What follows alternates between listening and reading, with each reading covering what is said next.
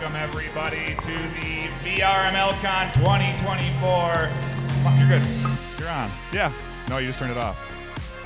Oh my goodness. My name is Nightfire with 2 E's.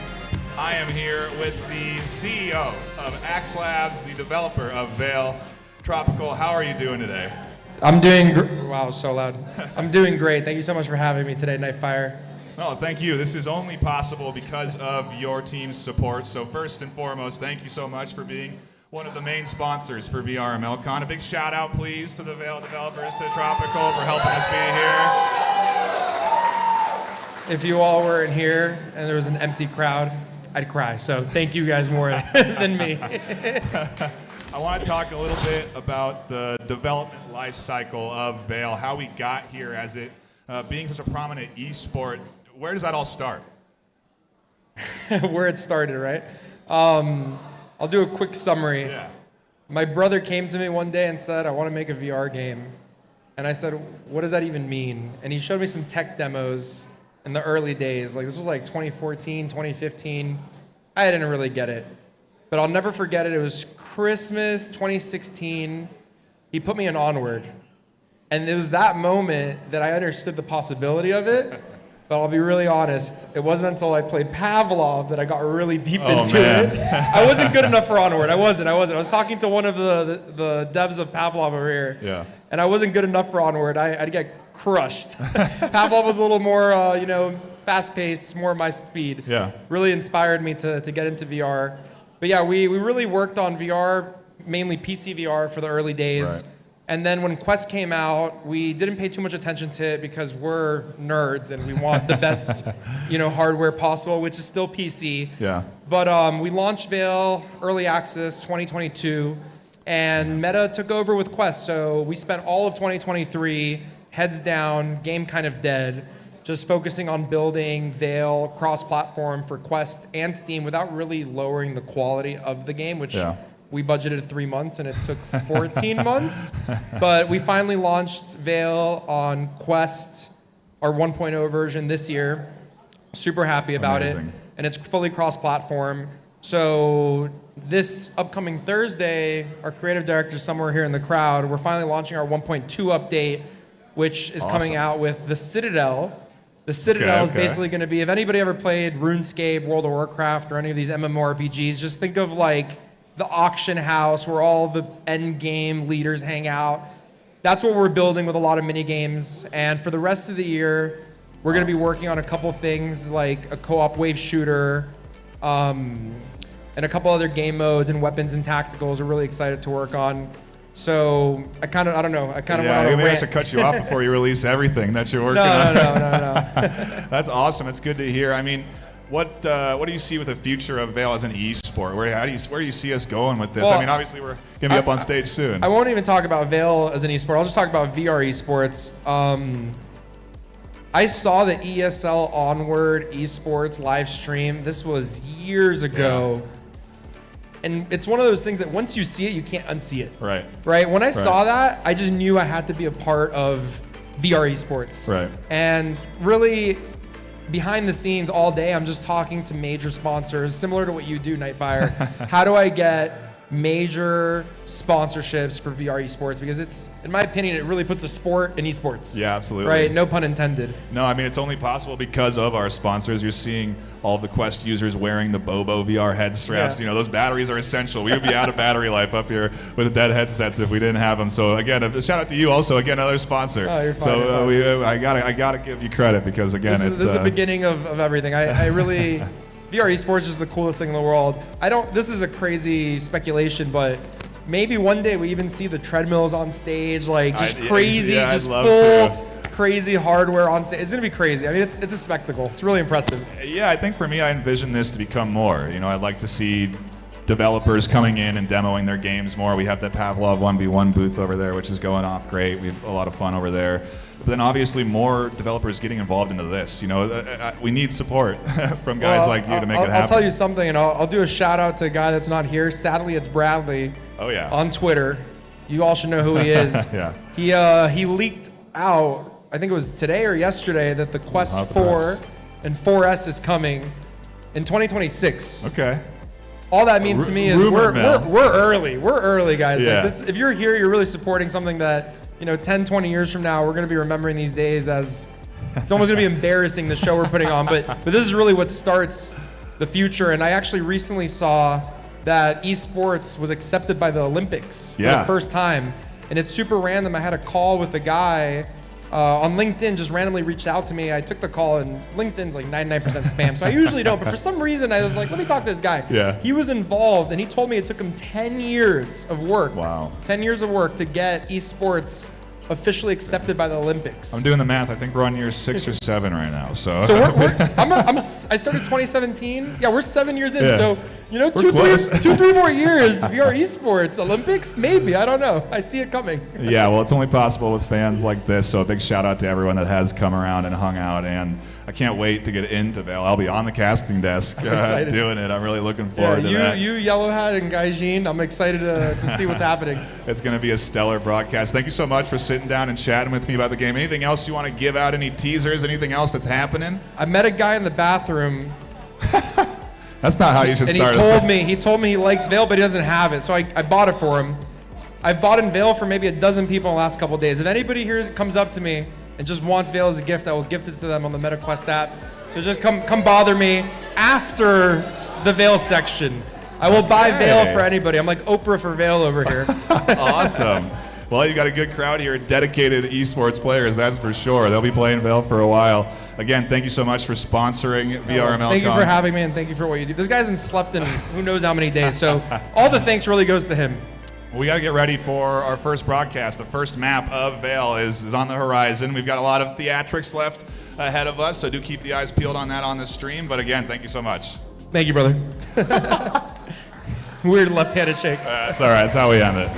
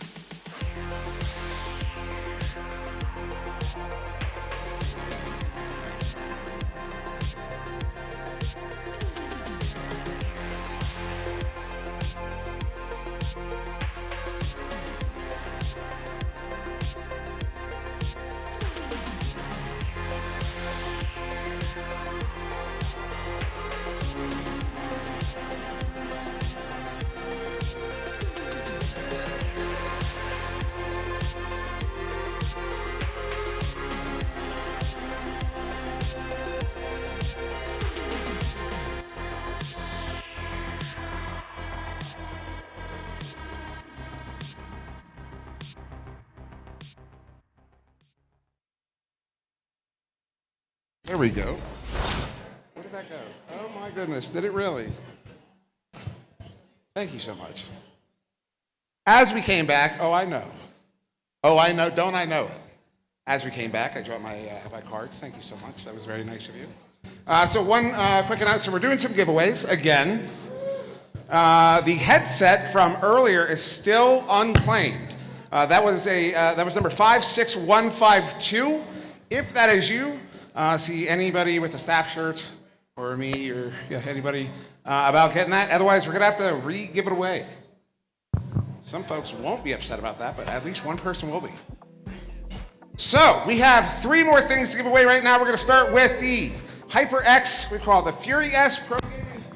I'm not gonna point with this. Pro Gaming mouse pad. It's one of those big ones that goes across like your whole desk. It's really nice. This one, number 56480. 56480, if that is you, head on over there. I'll meet you immediately after this. If that was you, go ahead and shout and scream. If it wasn't you, go ahead and shout and scream anyways. Oh man, it worked last time. All right, next up, the HyperX Zero Buds Pro. That's these little guys right here. That's gonna go to number 56388. 56388. Once again, scream and yell, just cuz. That's better. This one we're gonna have to yell for because I have one of these. Oh my goodness. If you like mechanical keyboards, this is one of them. That was certainly a review. So this is a HyperX Alloy Origin keyboard going to 56344. 56344. And one more time, let's scream and yell because we can. That's more like it. Thank you, folks. We will get back to the intermission and we'll be back with VAIL in just a few minutes. Thank you.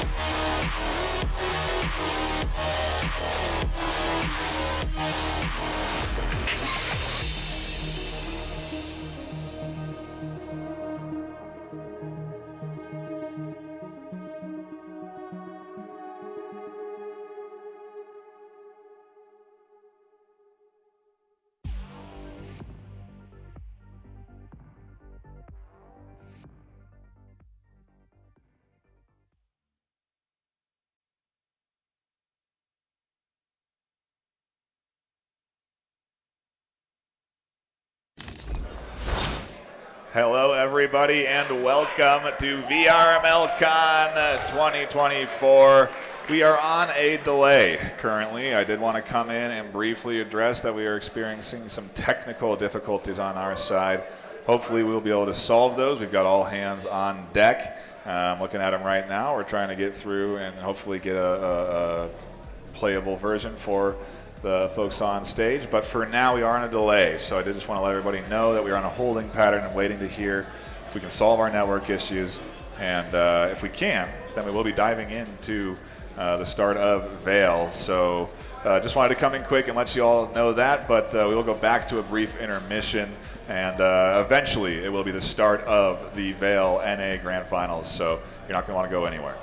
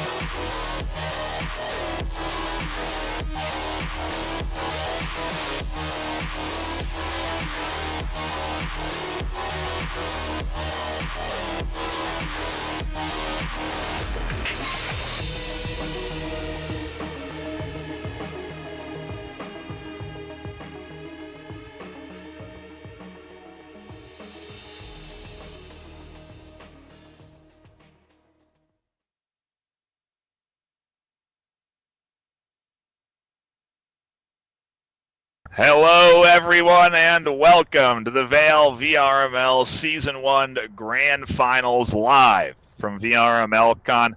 I'm here with Gaijin and Yellow Hat. I am myself, Nightfire, with 2 E's, and we're inside the awesome FPS of VAIL. And Yellow Hat, I'll start with you. How are you doing today? Hey everyone, it's a pleasure to be here as always. Let me tell you, I am so looking forward to all the amazing action that's going to happen today. I am also happy to be alongside you, Nightfire, as well as you, Gaijin, for this match today.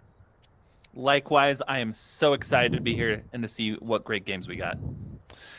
Inside VR, we can do some awesome stuff like this. I didn't mean to grab VAIL is an incredibly unique game in the VR space for a multitude of other reasons outside of the knife shenanigans.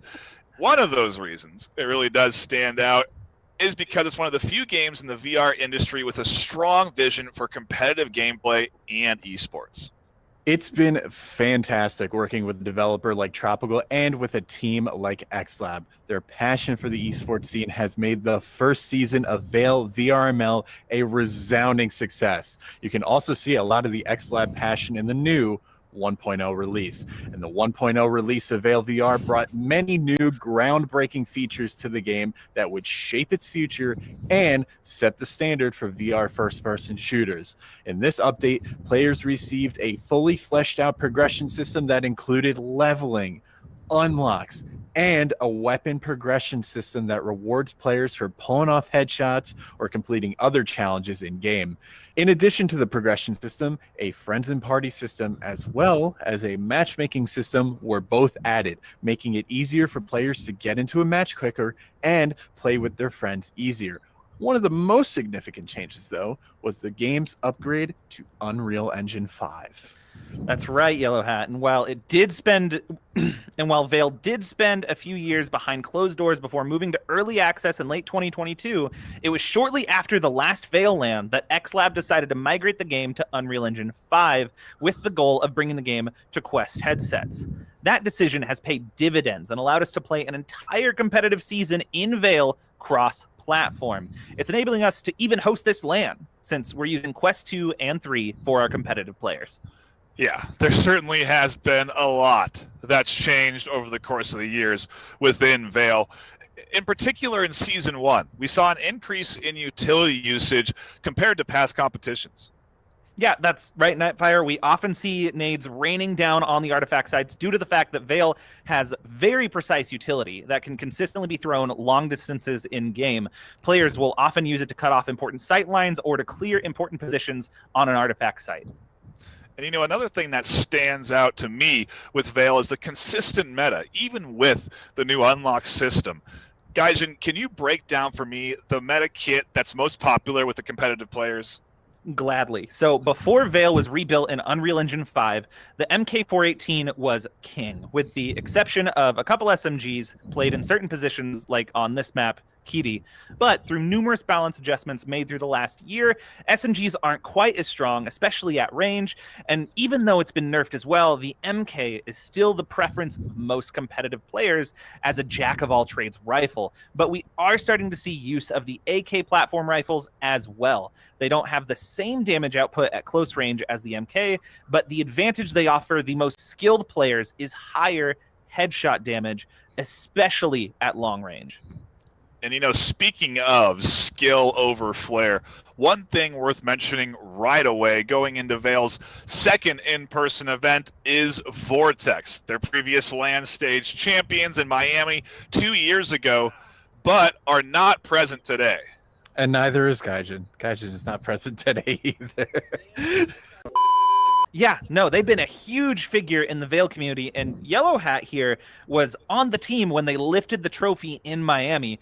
And I want to pick your brain about Vortex's performance during Season 1 and through the qualifiers. You guys were neck and neck with Determined through the rest of the season, but what happened? I got to give a shout out and honorary mention to my boys on Vortex. They put up one heck of a season, placing in the top 4, taking maps in some matches of the other top 4 teams. And, I really think it comes down to, at the highest level, which team makes the fewer mistakes. And ultimately, the other teams just played their game with a few less mistakes. Every game that was played could have gone either way, with the score lines having certainly shown that. But in the end, the other top 4 teams, those being REKT, AESIRs, 8 Basils, and Determined, came out just a tad further. And in any esport, sometimes that's all you really need. Yeah, and speaking of Determined, they actually beat REKT, one of our finalists during Season 1, and made it to the postseason qualifiers. What Vortex couldn't do, however, was win against our other finalist, AESIR. They were really close to winning a map over them, but lost in overtime with a score of 8-9. Close but no cigar, my friend. But, Determined too, they were a huge contender for the semifinals. But again, AESIR reared their heads down and proved much of a challenge in the postseason. Another team worthy of an honorable mention has been the REKT group. Made up of 2 sister teams, REKT and 8 Basils went head-to-head in the semifinals just a few weeks ago. It was kind of heartbreaking to see that, honestly. I mean, we heard from them in the team interviews that they had aspirations to compete against each other on stage. But being in different groups at the beginning of the qualifiers, it came down to only one of them having a chance to make it out to VRML CON as finalists. And generally, this first season of VAIL VRML has been absolutely spectacular. There have been so many incredible moments that highlight the unique aspects of this game. And let's not exclude EU from all of this. Though we saw some incredible plays from them during their semis and finals, I had an amazing time commentating the entire EU postseason. I really look forward to seeing the EU side grow over the course of future seasons. And shout out to our friends at Crest League. They've been hosting fantastic tournaments in Artifact as well as other game modes. And here's a clip from its creator. Hey, thank you for that great intro. It's Seismic, the owner and creator of Crest League, and just want to say shout out to VRML as well for hosting this tournament this weekend. Really, really excited to watch the matches. But shout out to all of our players, and thank you for all the continued support you guys have given us over the years. And I cannot wait to continue to provide the amazing tournaments for you all. And thanks for working with me as we continue to grow Crest League and the scene and competitive VAIL as a whole. Looking forward to seeing you all, and good luck and have fun. Oh gosh, would you look at the time. We got to get into our suits and hop on stage. It's been a blast recapping Season 1 with you both in the VAIL community developments, everything. I can't wait. Thanks for hopping in game with me, and I can't wait to see you guys in person. Can't wait. We'll see you all at the desk.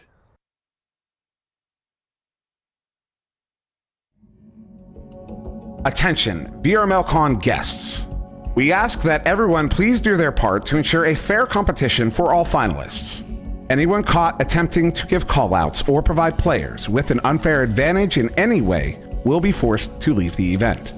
Thank you for upholding the competitive integrity of VRML. Now please, enjoy the show.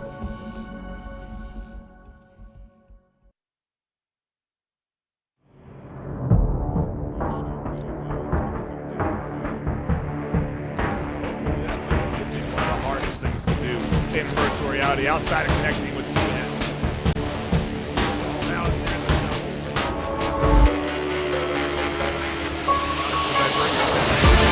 right here, the double kill.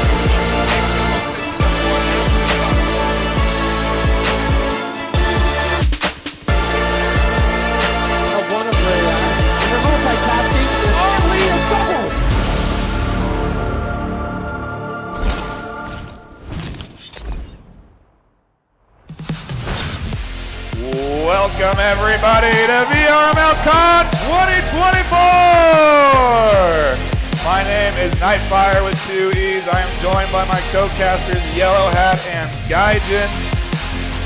For the viewers in Denver, thank you so much for tuning in and hanging out for what has been a long day of already having incredible games, with Onward opening up a fantastic start to the convention. And now we have the North American VAIL Finals. Yellow Hat, for maybe those that are tuning in that don't even know what VAIL is, because there might be some X8 fans, some Breachers fans, some Onward fans out there. What are the details? How does it work? All right, so VAIL, of course, is a 5v5 competitive tactical shooter, and the teams play up to 9 points, meaning you have to win 9 rounds in order to win the game. And those rounds, of course, are won by either eliminating the entire enemy team or doing a complete scan, or if you're on the defense, stopping the scan from happening. The game is, of course, split into 2 halves, and once 8 rounds have been played, the teams will swap sides. So attack will go to defense, and defense will swap to attack. The first rounds of each half, of course, are the pistol rounds. Every single player only has a pistol and utility to use during those rounds. Everybody selects their loadout, and there is no in-game economy like some of the other shooters. So the colonist faction, of course, is the attacking faction, and you'll be recognizing them in their white uniforms, while as the Rayab faction is the defending faction, and they are in the black uniforms. So with all that said, though, and all that information about VAIL, Nightfire, tell us a little bit more about VRML and what the structure of Season 1 and VAIL VRML has looked like for both of these teams on stage today. It has been, I think, 13 weeks of regular season gameplay where these teams have been competing for a chance to climb up that regular season ladder. Each week you get matched up against an opponent of similar skill level. If you win, you go up in rank. If you lose, you go down in rank, and it's just that easy. 12 weeks of regular season gameplay, 13 actually that lead into a postseason where we take the top 8 teams from that regular season and battle them up against each other. And man, this season was fantastic. I had such an amazing time tuning in, casting all of the games, watching these teams play. I couldn't have had a better Season 1 to what is a new game to the VRML. It started amazingly. And speaking of these top 8 teams, we're tuning into the best of the best that are going to be battling it out here today. We're ready to introduce them onto the stage, so I want to hand it over to Sir Dimwee to introduce our top 2 squads for the VAIL NA Grand Finals.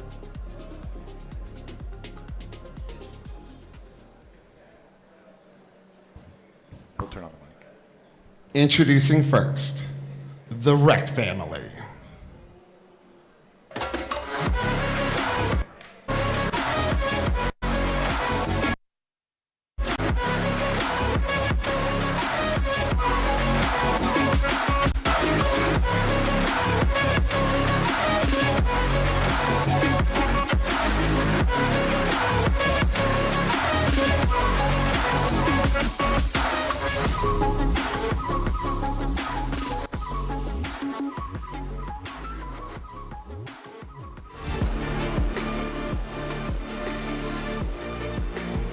Team REKT is the only team to make 2 finals in VAIL.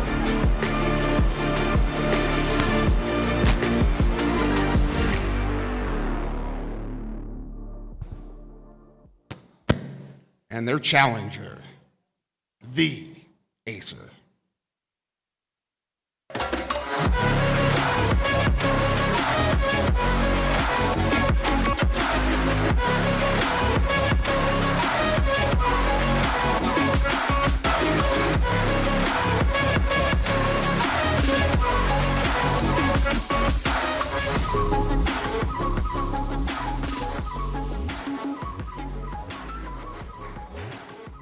AESIR has lost only once this season. That was only to Team REKT.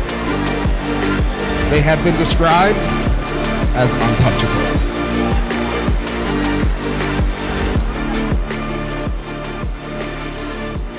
Captains, if you could join me for the first map pick. Taquito?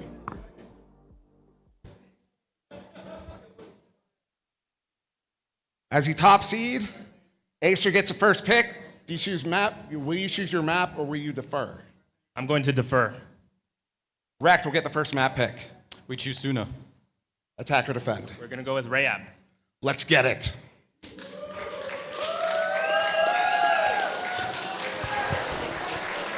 Amazing, Dimwee. Thank you so much for that.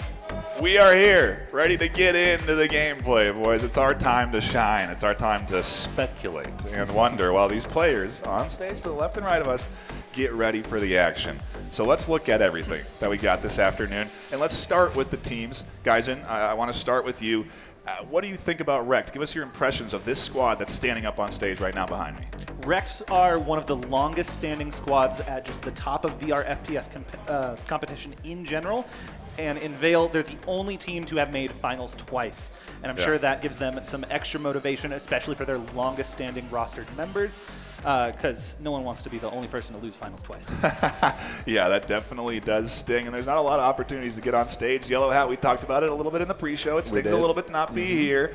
But how are you feeling right now watching these players on stage? I mean, I'm going to have to hold you back from jumping up there, I think, maybe.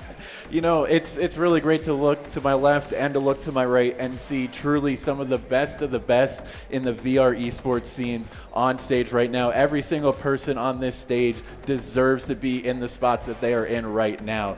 And, you know, talking about AESIR Squad a little bit, you know, they're another big VR esports organization that's on the up and coming. They've branched across VRML, and they're one of the few premier organizations to just be on the top in multiple games. Yeah. I mean, it's seriously an accomplishment what the AESIR Squad has done over the past year.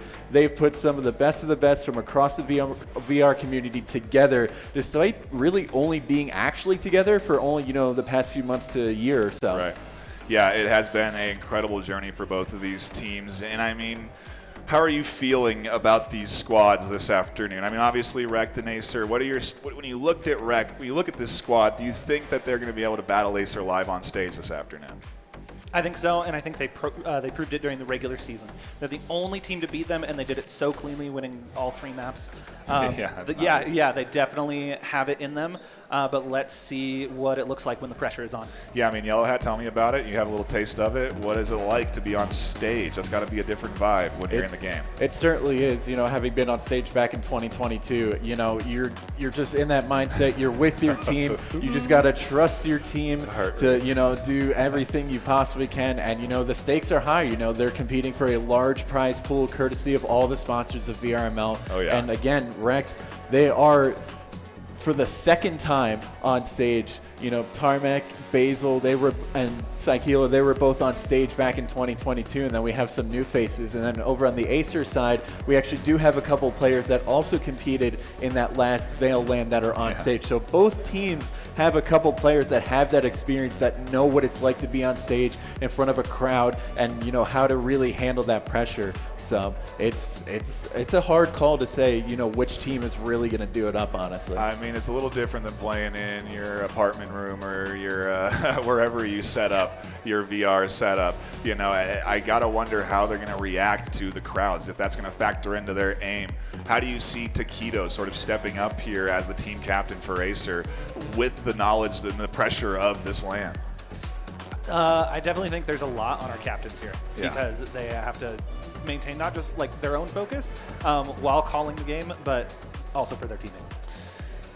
Not easy, Yellow Hat, not easy at all, and especially if you're REKT going up against AESIR. Do you think that they're considering that past season performance, their past experience against them? Are they nervous at all in their mind? I mean, let's take you inside REKT for a little bit here. You know, I mean, again, that they have that experience, and, you know, they're traditionally a team that plays, you know, a little bit more regimented. They have that, you know, deep organization just from playing games with each other for so long.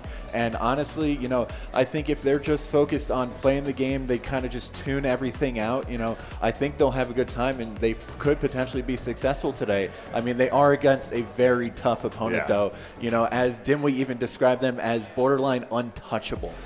And, you know, we'll talk a little bit about the map once we get into it, once we start to get into the action. But I got to get your guys' predictions this afternoon on how we think this is all going to shake out, because it's up in the air. There's cash on the line. They're on stage for the first time in a year plus, maybe sometimes ever. Yellow Hat, I'll start with you. Put the pressure on. All right. What's well, your prediction for today? You know, I've had the chance to talk to, players of both teams, and, honestly, it seems like REKT are, a little bit more cool, calm, and collected. They've been putting in the practice, and honestly, before Caster Curse gets in, of course, if I was a betting man, I would probably put my money on REKT. Wow. Okay. We'll skip over me for now and go to Gaijin. Who do you think is going to win this afternoon? How do you see your prediction for today? Gosh, it's honestly, this is a tough one just because there is so much raw skill on the guys on AESIR. But REKT have experience being under this much pressure before. Yeah. And they are the more regimented tactical team compared to AESIR's more free-flowing style. And I can't believe it. I think that when you're under when you're under as much pressure as these players are here, you fall back on your habits and the systems that you have in place. So I think REKT is going to take it today. Okay, I'll be the only one on the desk that has faith in AESIR. Let's hear it from the crowd. Who's here rooting for REKT this afternoon? Give us a cheer. Come on. That's pretty good. Who's here rooting for AESIR this afternoon? I think I'm going to go AESIR, and that's not off the crowd. It's my own prediction, believe me. Okay. I think AESIR is going to come out on top this afternoon. I'll pick the underdog, I guess, of the caster predictions. I don't know if we are ready to get into our first map just yet, as maybe that'll get radioed in to me and we can jump into lobby. But Yellow Hat, let's talk a little bit about the map. It's Suna. Where do you see us going here? Suna is probably one of the more classic maps of VAIL.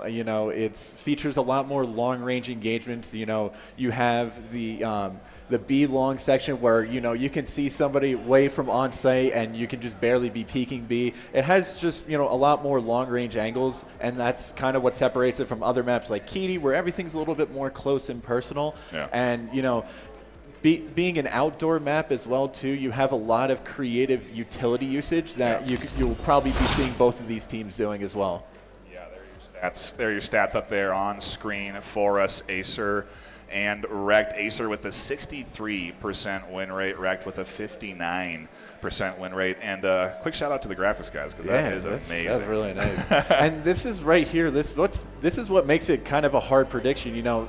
Surely you're seeing AESIR, they have a higher round win percentage, but it's just that close to where if you're really truly analyzing both these teams, it's a hard call. Yeah, it really is. We do have teams in lobby, so they are getting ready. We should be jumping into round one shortly, so do be please patient and wait for us to get into the action here.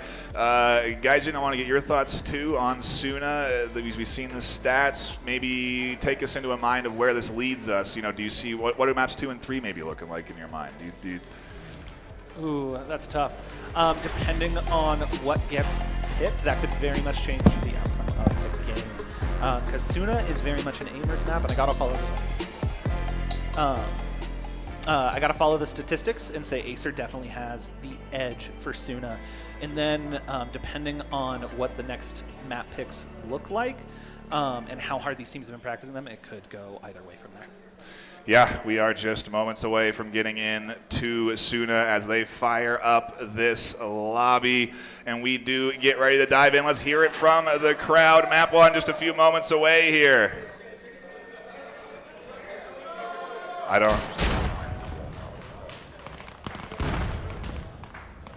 Just watch out.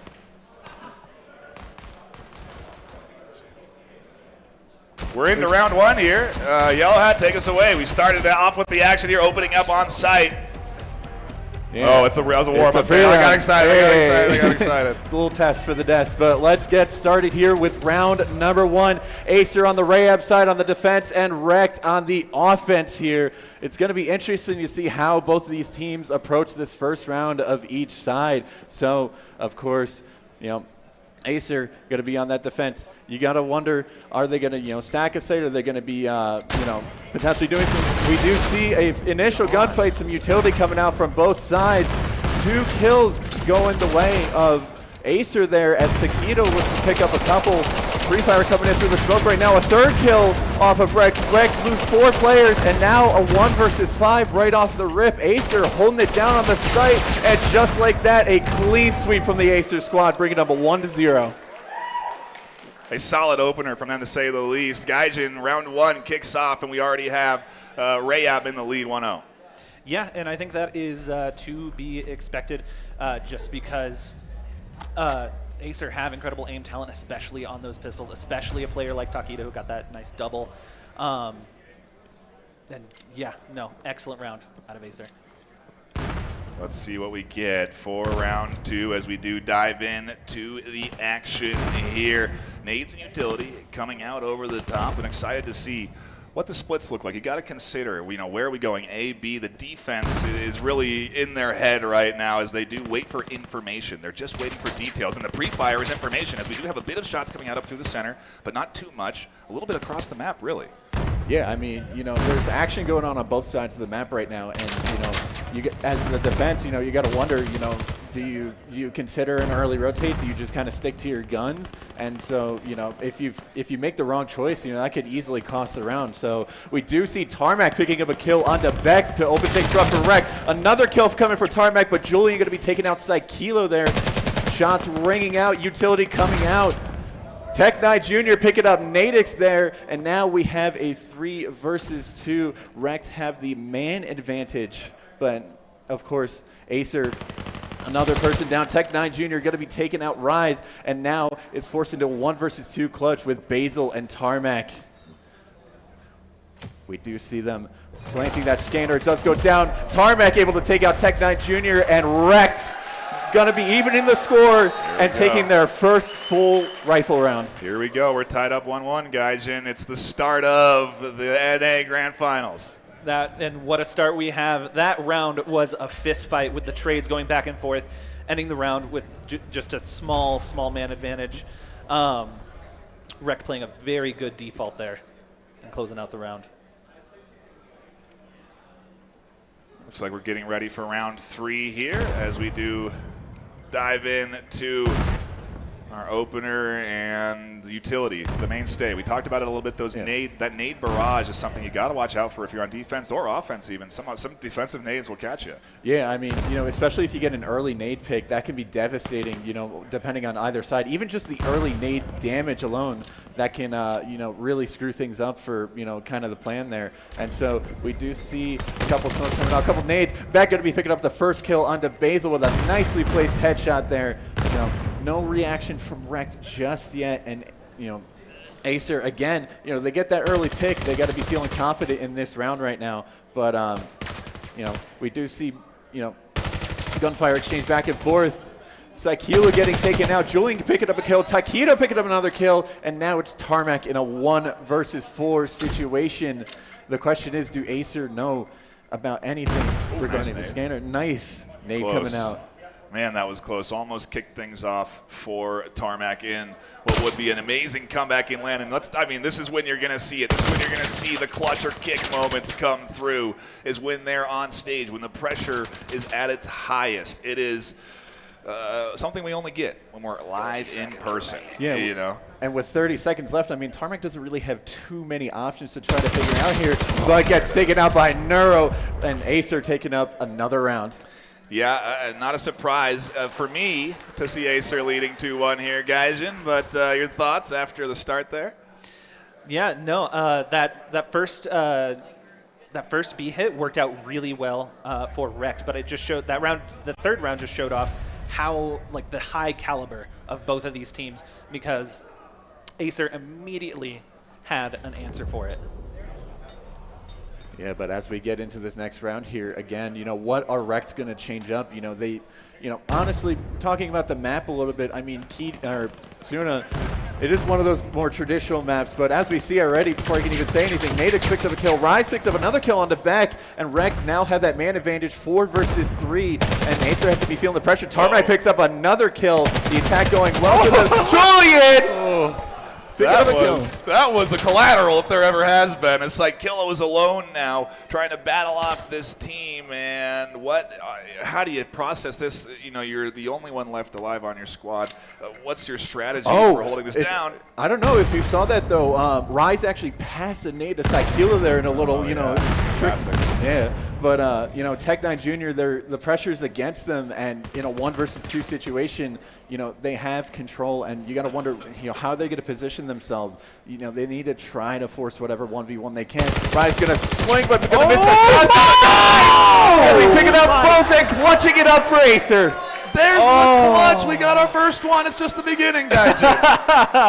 The first of many, hopefully for all 3 maps. But oh my goodness. What do you mean? We're here for more. Excuse me, pardon me. The NA Finals. But oh my gosh, sometimes you do everything right, but your opponent's just having a really good day. Look at the replay. Look at the double. We love to see it. Shout out to Bobo VR for enabling us to have extra lifespan on our headsets this afternoon as people use Quest 2s and 3s.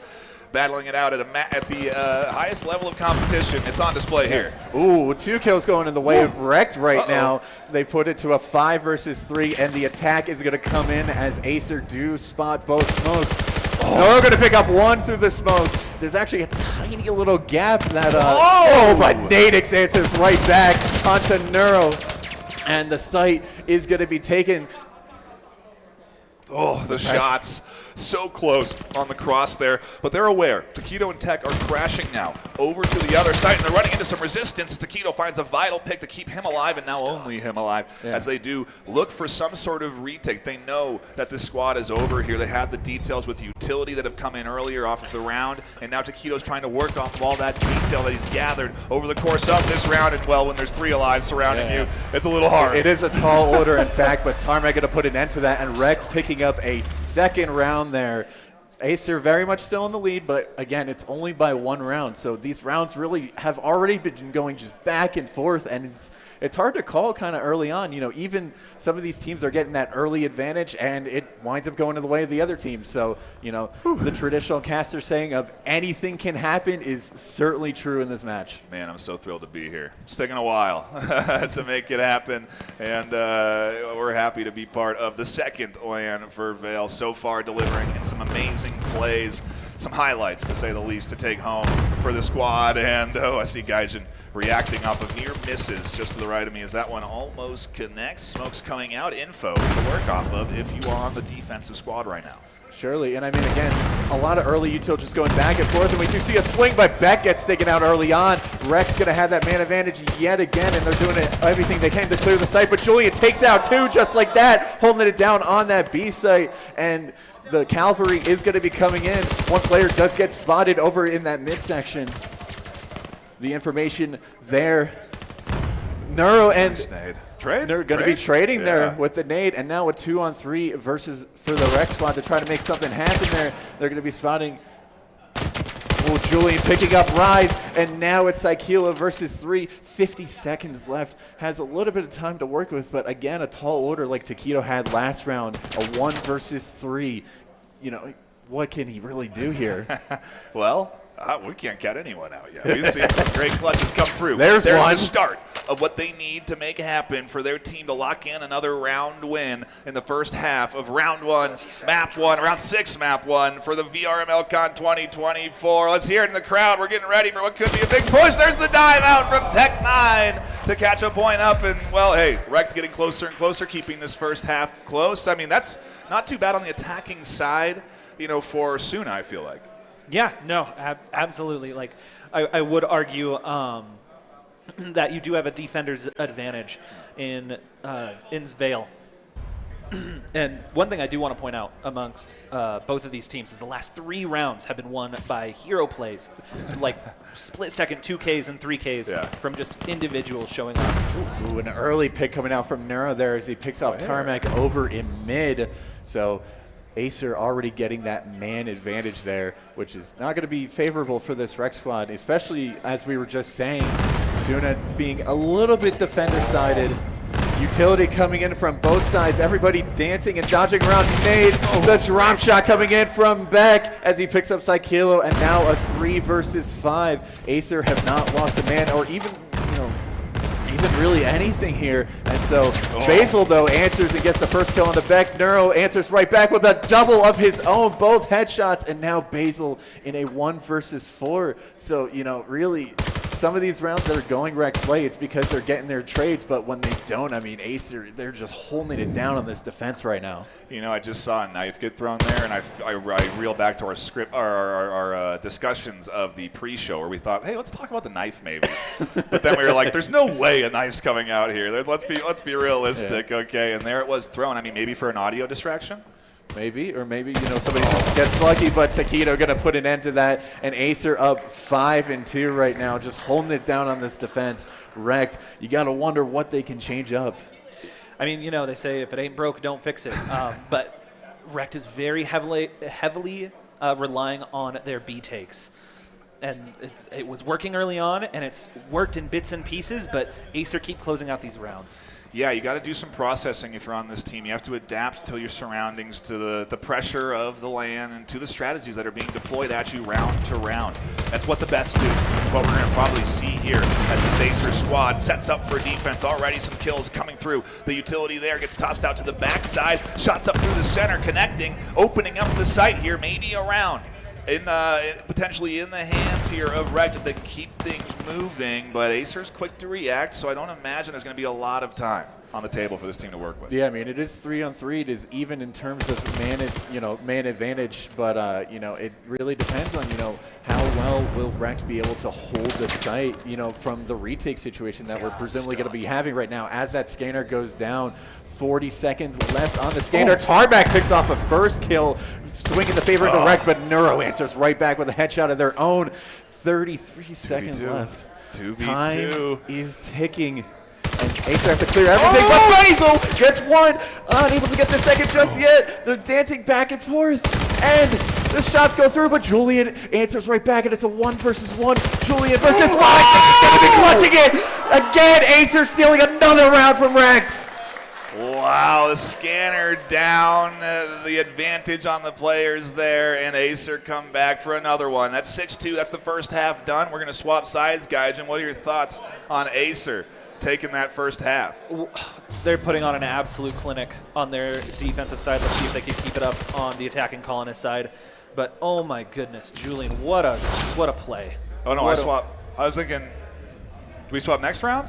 I think we play 8 rounds first, and then Okay, my fault. Anyway, back into the action we go for AESIR versus REKT. Shout out to everyone tuning in. If you are stopping by online, we appreciate you hanging out, watching the action on the VAIL YouTube channel. You're missing out on what is an amazing LAN presentation here with these players battling it out on stage. The crowd is incredibly hyped. Tech9 finding the first kill of the afternoon, and shots coming in from the other side of the map. So again, trying to split that attention of this defense. Yeah, I mean, the pistol round is a really critical round to try to, you know, gain any momentum. And AESIR get that opening pick. Julian picks off another one. And AESIR, again, just kind of in the lead right now. Basil does answer back with a kill of their own, bringing it back to a 3 versus 4 for the REKT squad. But as that sound cue goes, the scanner is going to go down. The retake going to need to happen from REKT. Time is, of course, ticking. Shots fired from both teams. Tarmac and Tech9 going to be trading. Nadix picking up kill on Taquito. And now Neuro gets the kill onto Basil. And now it's Nadix in a 1 versus 2 situation here. A tall order once again. But we've seen Nadix so many times in VAIL's history, seeing if he can do anything. But, of course, the teamwork is going to triumph there, and Neuro going to be picking up the headshot at the Nadix, and AESIR extend their lead to a 7-2. Closer and closer to taking map 1 here. REKT having a hard time finding their footing on Suna despite the side swap, but it's the pistol round, so that's, if anything, the great equalizer, right? That's when everyone has those sort of similar tools, and now as we get into these later rounds, we're going to see more utility, more of that nade barrage that we've been seeing, the smokes, and obviously the M4. We talked about those meta rifles, the choices that these players like to make. We're seeing them well on display here this afternoon. Certainly, and I mean, you know, you got to wonder how AESIR are going to, you know, how they're going to be able to. Oh, the early picks coming out, but Taquito picks up 2. Sakilo does get a trade kill though, so it is a 4 versus 3 situation. But AESIR once again with the man advantage. Rise able to pick off Tech9 Jr., but actually they wind up trading there, so now a 2 versus 3 situation. Basil going to be firing shots. They do know where the one AESIR player is, but you know, do they know where the other two are? Yeah, the questions you have to be asking yourself as you do hear all the info around you. You know, it's hard to filter out our voice, the voice of the crowd, and you got to process all of this with your teammate's voice. And I talked to some of the guys that played just earlier today, and they were saying that they were actually really able to filter out all of that noise around. What a read!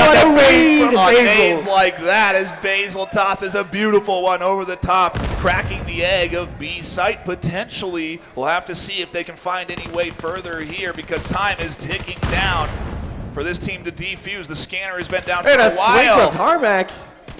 There's the kill. We're doing one nade.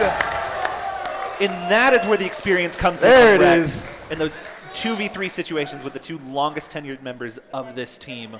What a play out of Basil and Tarmac. That was, well, again, the highlights to be expected of this afternoon. I'm going to anticipate more of those coming our way today. If you are just stopping by, you're not going to want to leave because it's only the beginning for those teams. They're just starting to get warmed up, I feel like, as we do see some of those trademark nades that Basil has been connecting with, all season long, hit their mark here and land. Certainly, and Basil, having played with him and against him, he is really just one of those very intelligent players, and he really just decided last round, I don't need to use my gun, I could just sink a couple three-pointers, and certainly he did. So shout out to him on that round, but the lead is still strong coming in from AESIR, so the pressure is still there, of course, for REKT to try to bring this back a little bit. They have so much time to work with over on the AESIR side on their attack, and they're just kind of playing it cool. They're not really taking any unnecessary risks that they don't need to, but again, they're just doing a good job of really trading each other out, and that's, I think, really what's putting them ahead. We got to be cautious when we get into these tight, tense moments. We don't want to give anything away, and so for now it is just questioning where could this squad be. They haven't got info except for that nade deployment there. That is information. Someone has to be throwing them over on that side, and see Psychilla trying to react off of what was a peek out there from Julian, who opens up the start of round 11 in favor of REKT. They're looking great here on the attack. Yeah, Beck picks up a kill, but Tarmac able to answer right back, but Taquito at the same time answers back as well as they pick off Tarmac, and now, again, it's a 2 versus 4 for REKT to try to figure something out here. Oh, huge kill from Rise, keeping him in this one. The pickup on the backside from Taquito. A nice one that does even the odds just a touch. Rise still alive and well. And, the long-range pick from Tech9. Rise making the right read. He was anticipating that there was a rotation coming because they were, again, processing all the details, the timing. Where is this squad? What's happening? And then to come out with a nice move there. I mean, those shots, we're seeing some stocks in use here. Maybe that's the key for some of those longer-range kills. No, yeah, absolutely. Especially on a map like Suna, that can 100% be the difference maker. And yeah, in that last round, put AESIR match point. Let's see if they can close it out.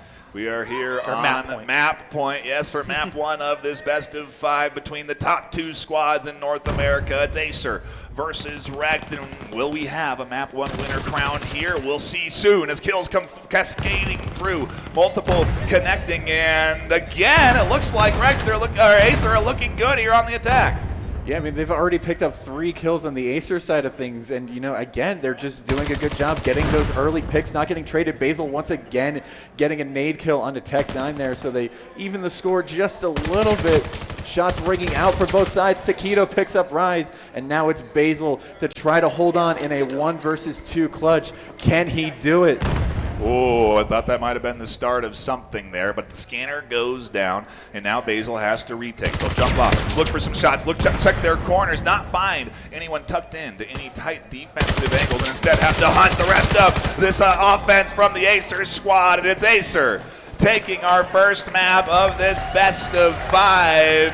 A strong opener from them, and, well, if you were to ask me, expected.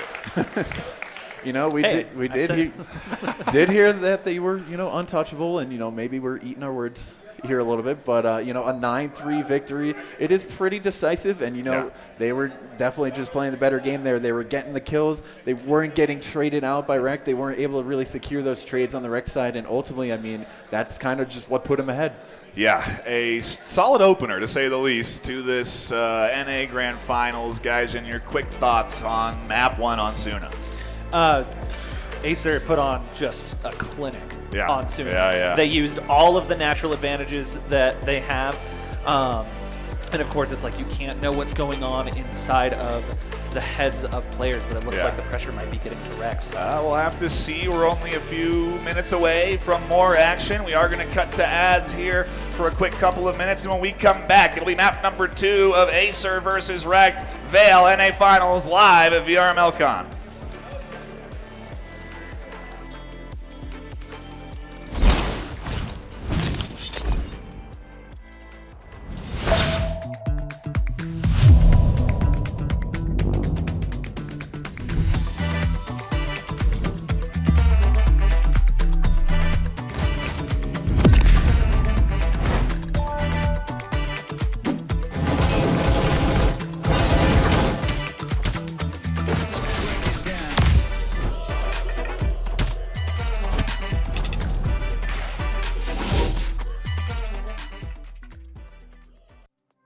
Every business has a story to tell. Just like virtual reality, your brand story should transport your viewer to another place and time.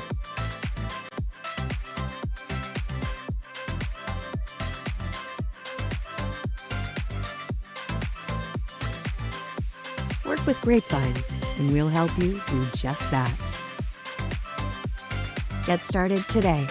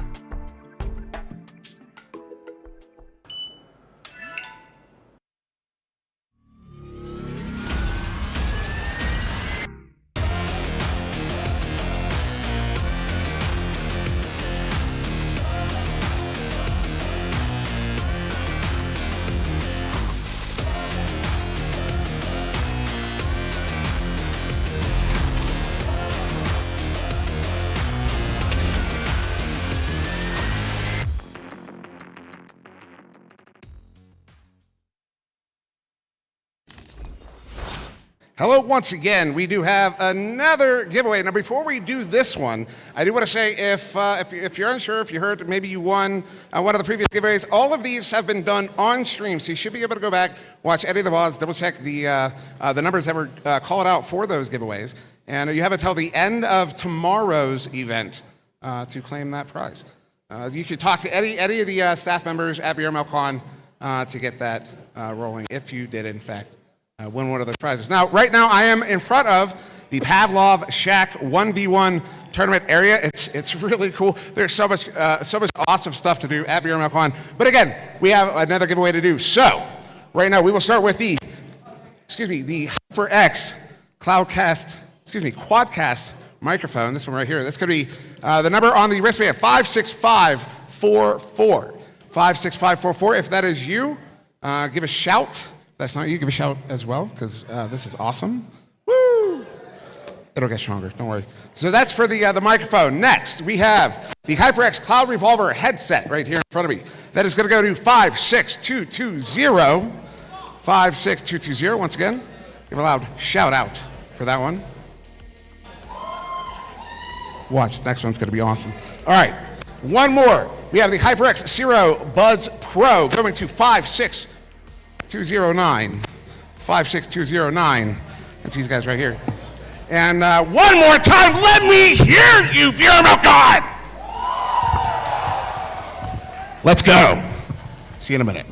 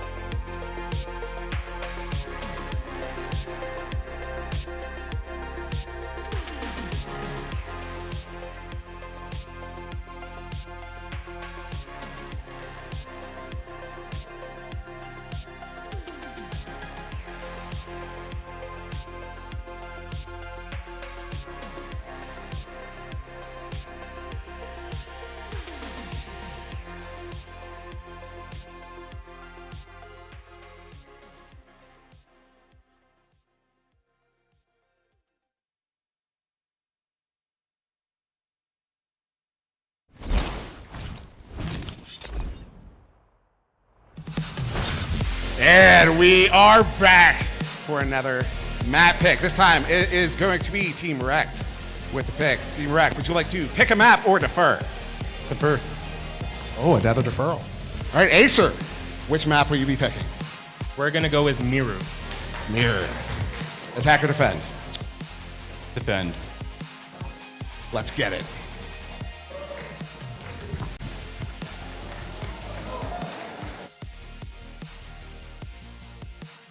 We really do appreciate your amazing energy and introducing these team captains and the map picks. And let's look back on last map, a little reflection, and let's talk about KDs. Let's talk about how these players have performed, and let's start with, I think, the losing team to give us a bit of a picture on why they may have lost there. If we look at Tarmac, the leading KD amongst that REKT team, but at 12 and 10, so just barely positive. Yeah, and I mean, especially, Tarmac has always kind of been REKT's, IGL, their in-game leader, the shot caller. And if you know anything about esports, the IGL usually falls cursed to having a pretty bad KD. So to see them on top, I'm cutting you off right there, because if you're going to say the IGL has a bad KD, then I'm going to point you to Taquito on this KD right here, leading their team on AESIR 14 and 7 on this first map. I mean, talk to me about this AESIR squad and Taquito leading them to a victory for map 1. That was just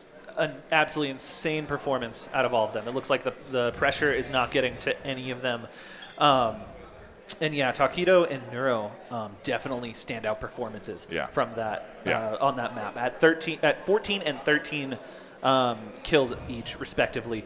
But the player I really want to highlight is Julian. He's at 10 and 5, which is not quite like in the stratosphere for this level of competition. Right. But the kills he did get were 1v2s, 1v3s, double entries. Okay. Like they had a huge impact. I mean, Julian being the standout, is that 10 and 5? Can you still get MVP if you're not the kill leader? Can that work? I mean, you certainly can. I mean, that's what we call impact frags right there, Okay. Yeah, again, just like those kills being so important, they were, key rounds where he got one of those 1v2s and 1v3s, as we were saying. And, sometimes that's more important. It's not necessarily always about KD. So, as long as the kills are impactful, I mean, even you look at Basil 7 and 10, but some of those kills allowed REKT to get some of those round wins. So, you really have to factor that in as well, too. Yep, exactly. I love that double we just got there on the replay. It's these replays really showing you the aim skill that's on display this afternoon. I think that's one thing we talked about with Suna being an aim-heavy map, right? And AESIR definitely shining there. Yes, no, for sure. I think that is definitely their strongest map. But where are we going for map 2? I forgot what the map we're going for Miru, which REKT have a secret weapon up their sleeve. Because I don't know if everyone... Can you say it out loud? Is it going to be too... it's public information. Okay. It is Tarmac made the map.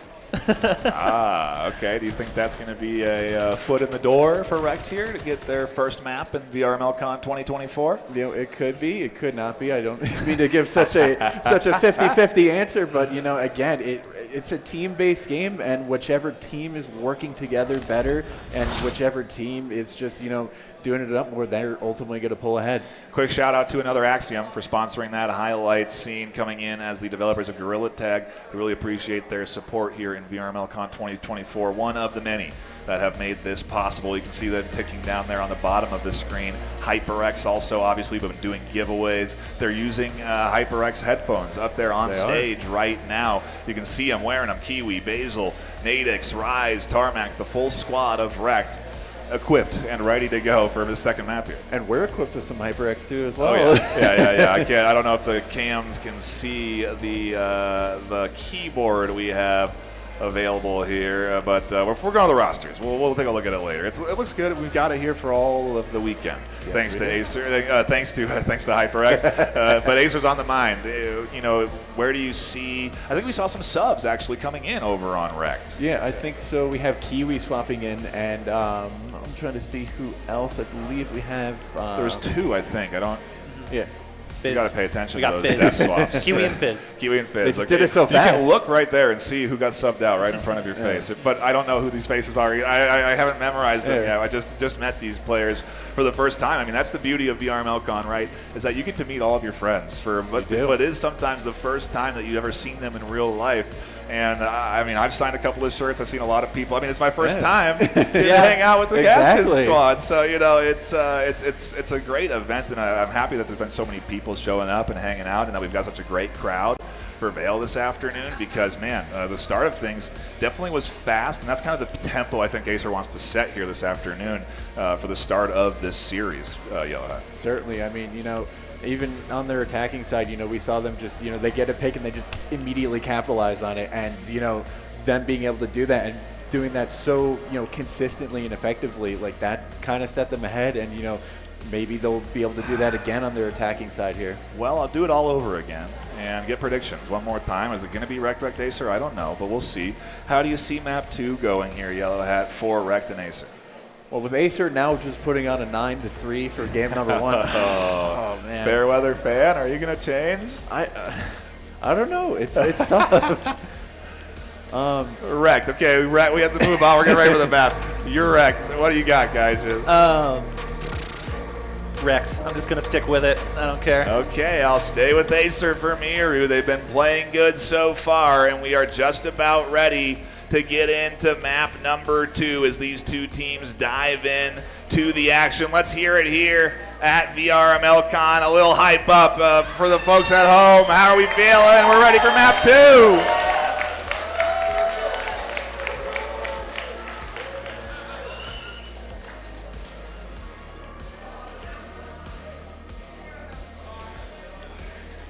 Thank you for patiently waiting for the technical element of us jumping into the lobby. We've got everyone loading in for what I think is our warm-up round. Let's not jump to any crazy conclusions. It is the warm-up. I saw pistols. I got scared for a second. I'm like, oh my god, I hope we didn't miss anything. But we are just the warm-up round. But we should be getting into map number 2 here shortly, as it does seem like we have on the attacking side REKT, on the defending side AESIR.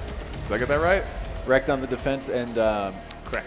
AESIR on the attack. So REKT electing to select defense in deferment of the map pick here. So, you know, we'll see how that kind of works out. But, you know, again, we talk about that defender-sided advantage, and that can certainly help get some early momentum, which can be critical for, you know, either one of these teams.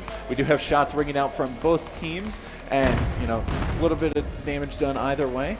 Some util coming out, you know, nothing too crazy yet. Just both teams really testing the waters and seeing where, you know, the defense is if you're AESIR, or, you know, where they're trying to attack if you're REKT. And, you know, AESIR, as the attacking team, they have control of the clock and the pace. Kiwi picking up a first kill, Beck picking up a second kill, and Natives also picking up a kill there as well. Natives with a double, swings out. He came into game 2 ready to play. Tarmac picking up another one, and now it's Beck versus 4, and his location should have been known based off the initial kill that Beck did get. But again, a 1 versus 4. He has to try to the swing here, and a couple hits going both ways. A minute left on the clock. Beck trying to do whatever they can to, you know, make the fight a little bit more fair. More shots coming out as Kiwi tries, but Tarmac going to be putting them down, and REKT pick up their first round. I think AESIR's feeling good here this afternoon with that opener, guys.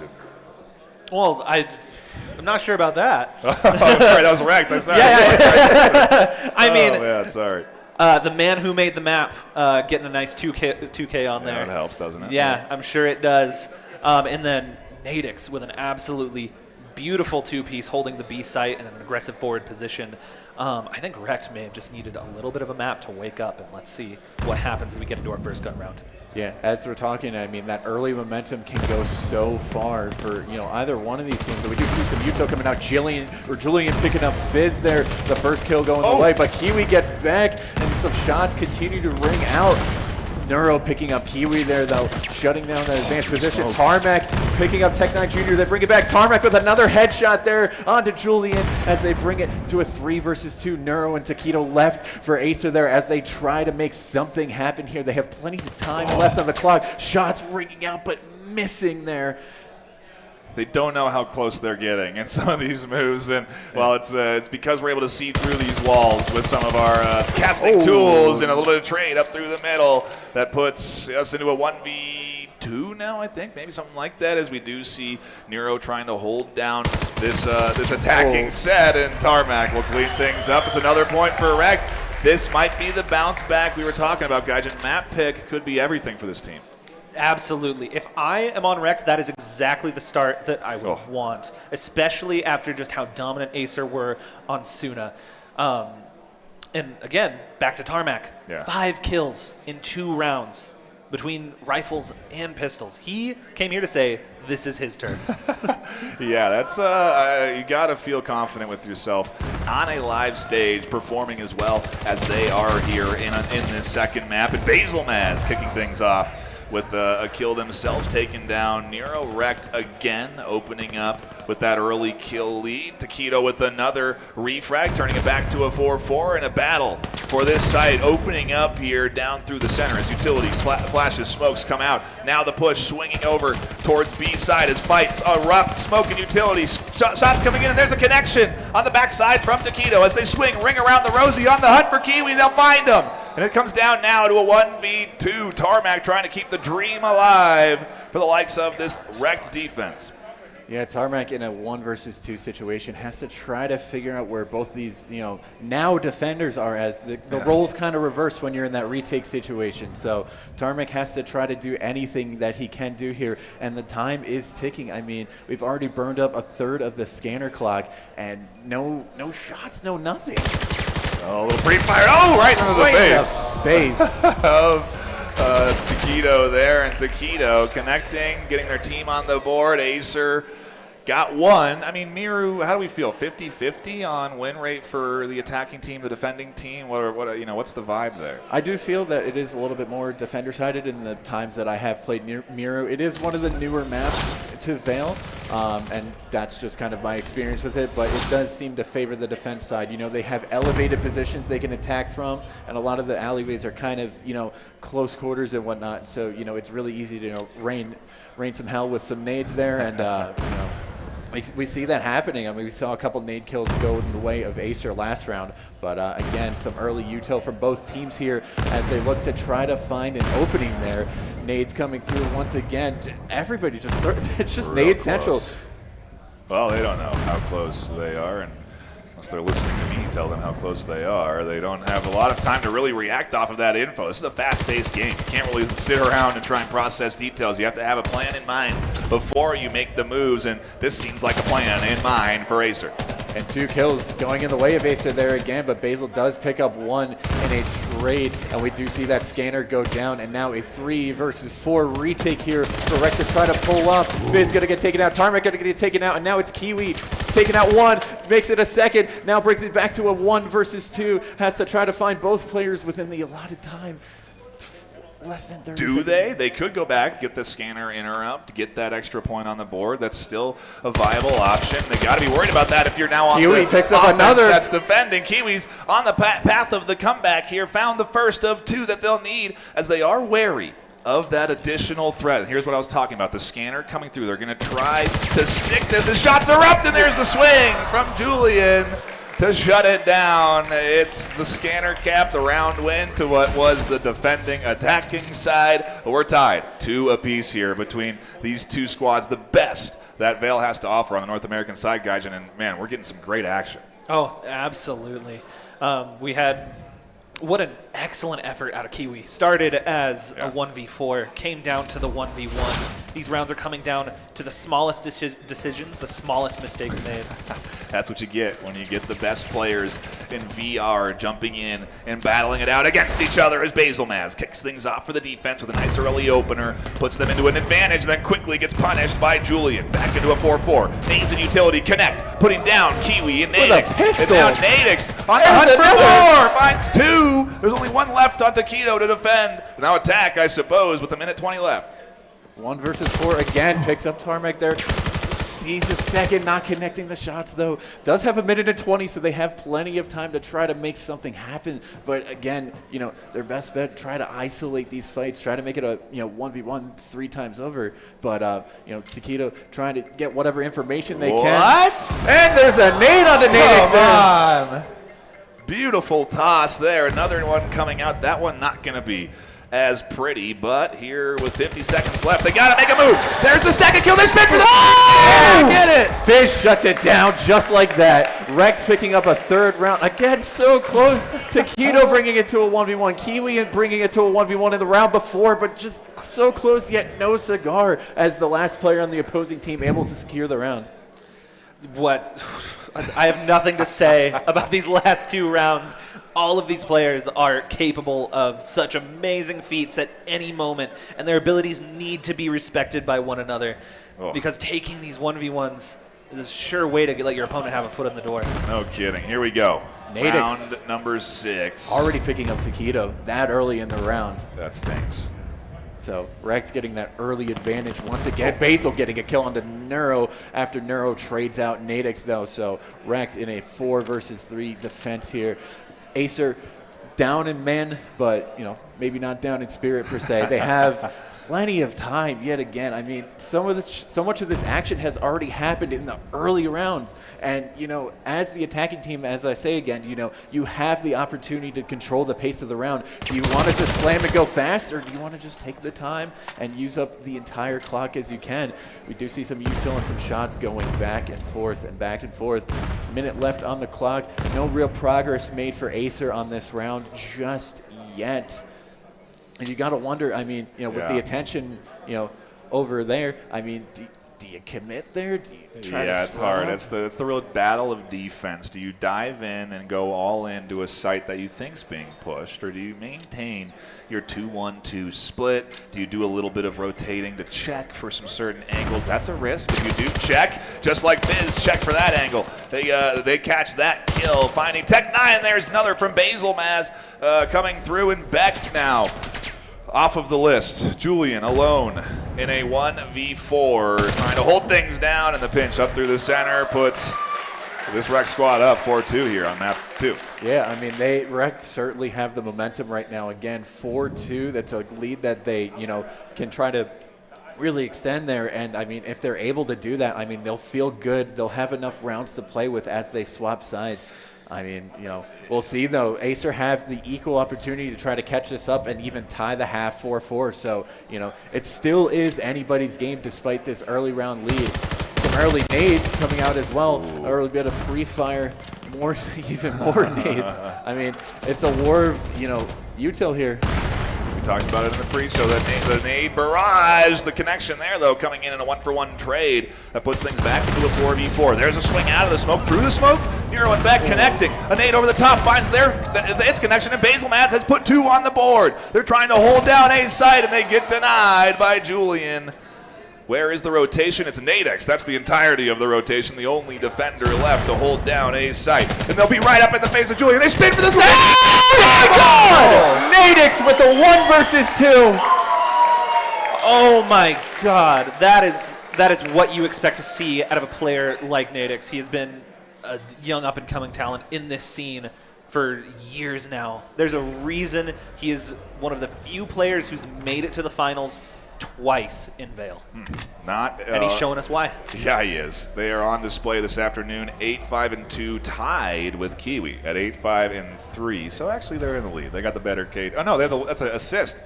So they are down just by 1 assist to Kiwi on that KD there for the REKT squad. But man, what a bounce back from what was otherwise a rough map 1. They're looking in control here on Miru. Can they keep piling on to their lead? It's 5-2 right now. Basil Maz continues to tear apart the AESIR squad here.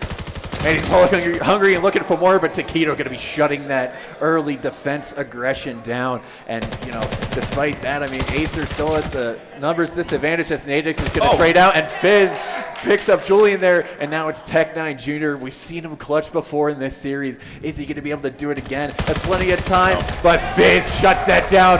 REKT extending their lead 6-2. Well, we swap sides. We get a chance for AESIR to attack. Do you think that's going to be the pace change that they need in map 2? only time will tell, but honestly, I got whiplash from what a roller coaster that half was. The scoreboard does not reflect how close these rounds are. No, it is. I mean, it does if you look at the KDs. You can see that there's kills coming through from that losing squad. You look at the bottom of your screen there, you'll see them all stacked up next to the player names. A push down here in the basement that lands with Fizz in a 1-for-1. A nice martyrdom nade there from Tech9 as they held it in their offhand. A 1-for-1 over the top there that keeps us into a close 3-3 for round number 9 of map 2. Yeah, the scanner does go down. Nades come in, and, you know, again, now AESIR have to try to take control and try to get this retake, but Nix picks off one, Tarmac picks off one, and now it's back in a 1 versus 3. Again, just, you know, each AESIR player being tested here. Shots ring out. They know exactly where Beck is, and REKT are hungry. They could potentially be converging or just be, you know, kind of chilling out here. Nadix going to be putting an end to that, though, and REKT extending their lead 7-2. A complete opposite storyline we're seeing this game from game number 1. What a statement it would be from REKT to close out this next map at a larger round disparity between these teams than they just received. Like, there's like, okay, Yeah. AESIR, you guys can dish it out, so can we. Yeah, that would be a heck of a way to get back into this series and really shut down the momentum that AESIR was riding in to map 2 with. Off of a great Suna performance, they are fighting now for every bit of the round, every bit of the kill, and they are not finding a whole lot of success against REKT, who is now defending and cutting down AESIR, trying to push to site. Yeah, AESIR going to be picking up 3 kills there. Taquito picking off 2 there. Basil does pick off Julian, and Tarmac picks off Taquito, bringing it back to a 2 versus 2. But as I say that, Beck is able to get that long-range kill onto Tarmac, and now it's Basil in a 1 versus 2. Basil, again, we talked about how intelligent of a player he is. He brains over brawn when it comes to Basil. The scanner is going to go down, and now AESIR forced to go for this retake. If Basil is able to potentially isolate these players, I mean, he could win it. But again, it's, you know, AESIR have, you know, this retake to do. Ooh. Shots going to be coming out. Basil's position going to be exposed there. Nade coming out. And Earl picks it up with a 3-pointer as he's going to be taking out Basil and going to be stopping that scan. What a good bit of coordination there, necessary, quite frankly, at this level, because, gosh, you start throwing yourselves one at a time at any one of these players on either the REKT roster or the AESIR roster, and they're all capable of picking you apart one at a time. They have that skill, and they can do it in one mag, quite frankly. They've got great aim. They can hit those headshots. You got to be cautious when you challenge the best. And we've seen that already with Julian, with Tech9 Jr. both picking up clutches, with Basil picking up clutches. I mean, every player here on this stage right now is capable of, you know, just absolutely winning a round if they really need to. Here we go. Round 11 of map number 2. If you are just tuning in, you've missed amazing action, quite frankly. But I know there's a lot of folks that have been sitting down live at VRML CON watching and cheering. And we do appreciate your support. Yeah, let's hear it from the crowd. Love to see that. Love to hear it. And, well, they're just buying time for me and for us as we wait for this squad to start to make their move, to give any information to this defense, right? Where's the utility coming from? Are there pre-fire shots? Those are the questions you got to answer. And here comes some smoke, some nades. Does that mean you shift to A? I'm not sure. Yeah, I mean, we can, you know, again, nothing real. As I say that, you know, Beck able to pick up a double just like that. But that wasn't even where the push is coming from. Taquito's here to shut that down, though. Kiwi able to get Taquito with the nade over the top. They'll quickly go down, though, to Tech9 and a really nice bounce back round from AESIR as they do close that gap a little bit that has been getting closer and closer, quite frankly. We're one away from map point for REKT. Absolutely. Kiwi was a standout player in the last half, and he almost won a 1v4 attempt. He was a player to fear when he was on the defensive side, and AESIR just said, oh, you're in a 4v1 once again. We're not going to let you get your foot in the door this time. Whew. Wow, love to see it. The pressure feels like it's mounting, and my heart rate is starting to increase as smokes and utility come out, and everything going down at A side. A multi-kill coming in from Tech9 and Taquito. Another from Tech9, absolutely picking apart this A side defense. And there is, well, I guess offense. I don't know how they got all the way in there from Tarmac now, trying to battle back what is a defense seemingly attacking them. I mean, the roles are reversing left and right, and we'll see if Tarmac can pull pull off the 1v3. Yeah, I mean, again, Tarmac, another, really just intelligent player. And, again, that's why he's the shot caller for REKT. And, minute 13 on the clock has a lot of time to play with. Shots do ring out from both teams, though, so they know generally where each other is. And, I mean, a minute 5, again, he's...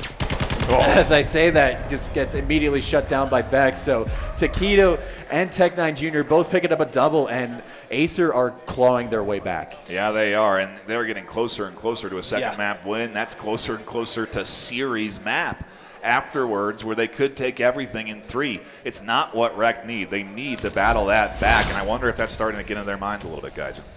If I'm on REKT, I am doing my best to not look at the scoreboard. I'm trying to play one round at a time.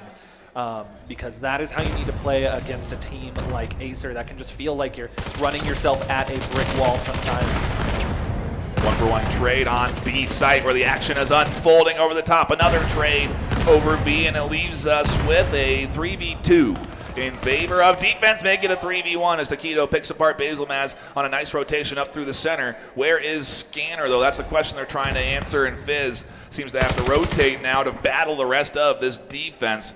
What is the play here for the attacking side? I'm not sure, but it's the tense moments of this defense not knowing. And what a snapshot there from Julian to catch Fizz and keep AESIR in this. One more point, and they've got this map tied up 7-7. Yeah, no, what a comeback out of AESIR. Their mental game just has to be absolutely locked in right now. They did not let the last half's performance get them down. But REKT still have a one-round lead, and it is their map to lose. I mean, we talk about energy, we talk about momentum. AESIR is riding a map 1 win that was dominant, and for them to start the comeback here, do you think it's going to be what's going to get them that extra momentum for 3 points in a row to get map 2? I mean, they have to be feeling a little bit cool, calm, and collected. They're on that defense side. They're even despite being all the way down 2-7. They're coming back with these. And Julian going to be picking off Tarmac, but Kiwi able to take out Taquito right away. So again, REKT equalizing the player numbers to 4-4, and we do see, minute 23, some free fire coming out from both teams. Kiwi picks up another one, but Tech9 Jr. picks up one. Basil able to pick up one, and REKT have the numbers advantage. But Tech9 Jr. with the swing and the double, and now it's Fizz in a 1-versus-2, a minute 5. Util coming out a little bit. They're taking their sweet time. Some free fire coming out at Tech9 with a triple for that round. And AESIR have officially tied it up. Yeah, it seems like the crowd not too happy with AESIR coming back here on map 2. We were hearing a lot of cheering for REKT coming at the start of this map, but that's dwindled down now as AESIR are battling back, tying map 2 7-7. Can they get the lead here, guys? And do they have a chance of pushing this to map point versus this REKT team that's been almost there all map? Honestly, the momentum is in their favor. And if you have a lead like 7-2 coming into the half, that's just so hard on your mental. And it's so hard to bring it back, especially when you lost the previous map by such a wide margin. So REKT are going to need to pull out all of the stops to close out these last 2 rounds. And again, we're seeing 1-to-1 trades. Like that. Picking up the kill on to Beck there, making it a 3-versus-3. Fizz picking up a nice headshot onto Julian, but Tech9 Jr. once again being a menace over on this A site here as they pick up Kiwi and bring it back to a 2-versus-2, 1 minute and 15 seconds. So REKT have plenty of time to try to figure out the game plan here. Fizz able to pick up Neuro, and now it's Tech9 Jr. in a 1-versus-2, but we've seen him clutch this before. Will he be able to do it again? They've got what seems to be all the tools they need. The first fight erupting there. They know now the location, getting radioed in by this attacking squad. They know Tech9 stuck into the corner here, and Fizz confidently swings out to push REKT to map point 8-7 here in map 2. And now that pressure has gone up a little bit for that AESIR squad. I mean, you can't make a mistake on this round or you lose the map. If they push it 8-8, then we do go into overtime. I mean, guys, do you think that that's maybe on the table here? Could we get a little OT for VRML CON 2024? We could. Personally, my heart couldn't take it after these previous 15 rounds. But I'm sure it's what the fans would love to see. Is that what you guys want to see overtime? I don't think that was enough noise. Y'all want to see overtime? Oh, there's some no's. I heard no's out there. We'll see if it happens here as we do get in again to map point for REKT. 1 round away from moving us in to our 3rd map of the afternoon, all tied up in this best of 5 series to determine who is our North American Grand Finalist, who's going to come away with a good chunk of cash, being sponsored by Tropical Axe Labs, coming in and supporting VRML for that prize pool. It's all on the line, and the pressure that has to also be factoring in to the play that's happening right here. Yeah, and Tech9 and Taquito both picking up kills. Tech9 again just being a menace on the A site, getting a double kill. Back picking up Basil, and Tarmac going down, and just like that, Here we go. here's overtime. We got it. There were some naysayers out there, but here it is, 8-8. The way that overtime works, for those not familiar with VAIL, is that you have to win a map by 2 points. So the only way to win here is to get 2 points over your opponent. Oh, 1 point, excuse me, sorry. I'm getting my rules mixed up. There's too many games at VRML CON to keep straight in my head. But 1 more point here. This is it. This is do or die for the map. This is, I mean, the pressure's on for both teams. I mean, you know, it's easy enough for AESIR to, you know, make any sort of mistake. But again, I mean, if you're REKT, you know, you had this massive lead, and then you lose it, and then you just gain that small advantage that puts you into map point, and then you just lost the last round. So the momentum is shifting like crazy here as, you know, both teams try to find the specific opening. And as I say that, Kiwi finds an opening onto Tech9 Jr., the menace of A-Site, now down. Yeah, Viz finding another kill. REKT now at a 5 versus 3, but Julian answers right back, bringing it to a 4 versus 3, trying to find some shots there with, you know, still a decent amount of time on the clock for both of these teams. Julian just trying to do everything that they can to stay alive. Neuro going to be firing some shots as well. Kiwi picks up yet another one. It's a 4-on-2. Beck picks up the kill onto Nadix. The scanner now officially down. AESIR now in a retake situation. 2 versus 3. Trying to make the magic happen. Swinging out too far. Kiwi. And now Beck with the pistol. Shuts it down, and REKT take the round of overtime. They go in as the champions of map 2, and we continue on here for a bit more longer than we were anticipating, right? We're going to get 4 maps this afternoon out of this best of 5 at least. Yeah. At least. And quite frankly, with how close this is, I still lean a little AESIR. I don't know about you guys, I still lean a little AESIR. That comeback was impressive. It was very impressive. I will say, you know, a scoreline like that, even, you know, like 7-9, 8-9, that's more what I'm expecting from both of these teams. But AESIR, they showed a really dominant map, number 1, scoring 9-3, which is insane. And then the second game, REKT are up 7-2, and AESIR said, you know what, we got this, we're bringing it back, and they tied it up. REKT went around, AESIR bring it to overtime, and then REKT just, you know, they just push the barrier just a little bit more and take that map number 2. So really, you know, both these teams, I think, are starting to feel that pressure just a little bit. So it's not, this is why it is such a hard call with both of these teams. Yeah, it really is. We're going to 3 and 4 maps, guys, and how are you feeling off of what has been a beautiful opener between AESIR and REKT? Honestly, I don't think that we could have asked for anything better. What a second map that we just saw on Miru with REKT clinching the win, because they were up 7-2 and then gave it up all the way to overtime. But sometimes at this level, the smallest things can get you over the finish line, and sometimes it's not hitting your shots as much as it is your mental game, keeping yourself focused in those moments that matter, like on the last round of Miru. Yeah, we'll have to see where we go for map 3 as these teams get ready for the action. A quick shout out to another Axiom for the highlight reel of today. We really do appreciate their support as one of those sponsors. We're going to cut to a brief intermission, a brief ad break. So when we come back, do get ready for map number 3. I know I'm excited about it. How are we feeling about it, the crowd here? Are we excited for map 3? They're out there. They're hyped up. Map 3 is on its way. And a big shout out again to everyone tuning in. But yeah, we'll be right back with map 3 shortly.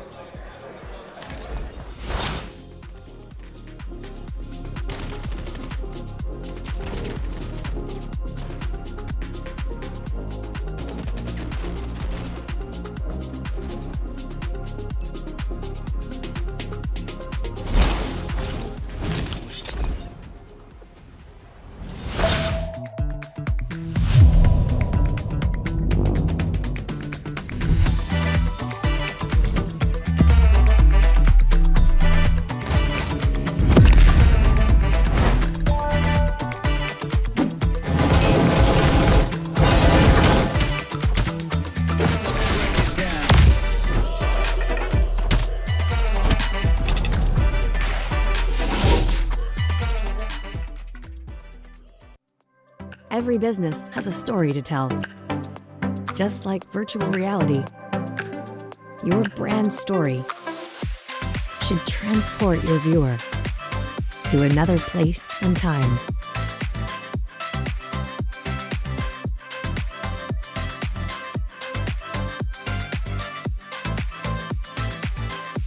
Work with Grapevine, and we'll help you do just that. Get started today.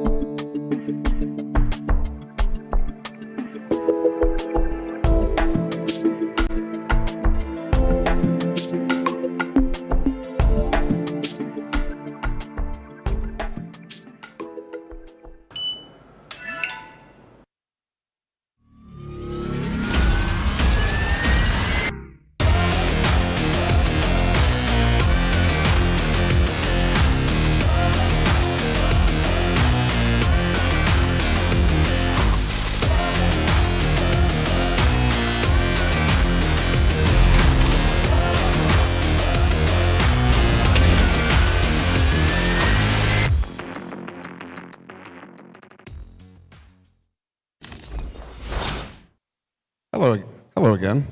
Oh, I can hear myself. You know, one of the cool things about having this event at the McNichols Event Center is this exhibition, 201 Kimonos. All around this event space are hundreds of years of Japanese historical clothing. It's beautiful, it creates a phenomenal aesthetic, and it's a great segue, no it's not, into our next giveaway. So I did that, it was horrible. So, First up, Ally Origins keyboard. Now, of course, you can see everything we've been giving away right now. It's going to be a keyboard and one of these awesome Furious, what do you call them? Gaming mouse pads, pro gaming mouse pads. So first up, the keyboard. It's going to be number 56287. 56287. Head on over to production if that is your number. Also, give us a yell, just because. All right. There's only 2 this time, so the next one better be amazing.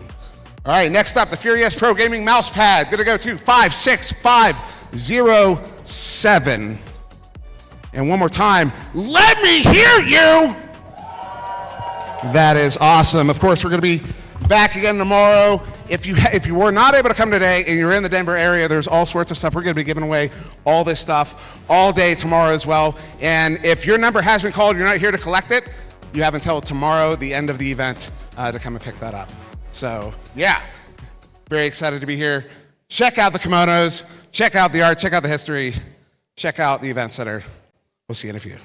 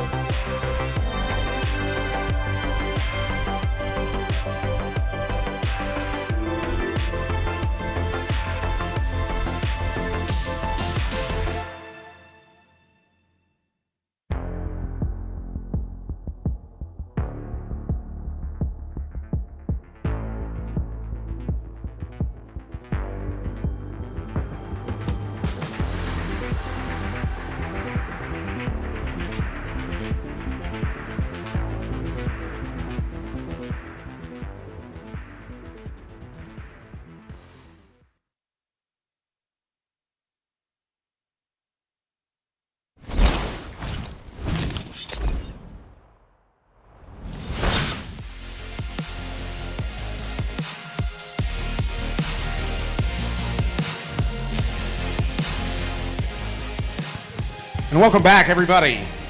Now, because there are only 3 maps in VAIL, the next map pick is automatic. We will be on the kitty map. Therefore, AESIR will simply be picking attack or defend? We're gonna go with Rayab attack. Wait, defense. Defense, my bad. Defense it is. Let's go!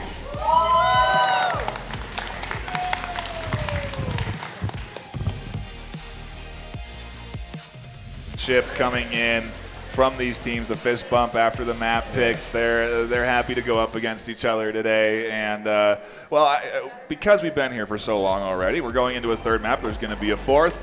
A quick shout out to Bobo VR for enabling us to keep these headsets charged and on and powered through what is a long day of high-intense esports action. So we really do appreciate their support as a sponsor. It means a lot to us. And also you're seeing VR cover face kits for extra comfort deployed here this afternoon, and the HyperX headsets on display. It's a full bevy of sponsor even goodness. some Pro Tube VR gun stocks as well that Yeah, we're seeing. yeah, that's true. One of the longest form standing sponsors for VRML. We really do appreciate their support to the VRML over the course of the years. A big shout out to them. They deserve it. And they're sponsoring, obviously, VRML CON here. So we really do appreciate their support as well, continuing on into 2024, continuing on into new games. It's not easy to do as a company, but they're there for us, and so we do appreciate everybody that does support VRML CON. But that's enough of the sponsor shoutouts. Let's talk about the games. Let's talk about Map 2, what we saw, what we're feeling going into Map 3, which is Kitty. And I'll start with you, Gaijin. Give me a brief rundown of Map 2. How do we think these squads are feeling? Gaijin? Over there. Man, I'm even getting my sides mixed up today. It's all good. So Kitty is easily the most defender-sided map in the VAIL map pool. And AESIR kind of got gifted just getting to pick side because it's sort of a no-brainer unless you want to make a statement that you're going to pick defense because you can start with a huge round advantage. Like the 7-2 that we just saw after the first half of Miru is a bit of an anomaly. Yeah. But to have two halves that were just huge round disparity for one of the sides. But for Kitty, that's run-of-the-mill. Like, if you get 3 rounds on attack on Kitty, you are feeling pretty comfortable. If you get 4, it's almost won the map.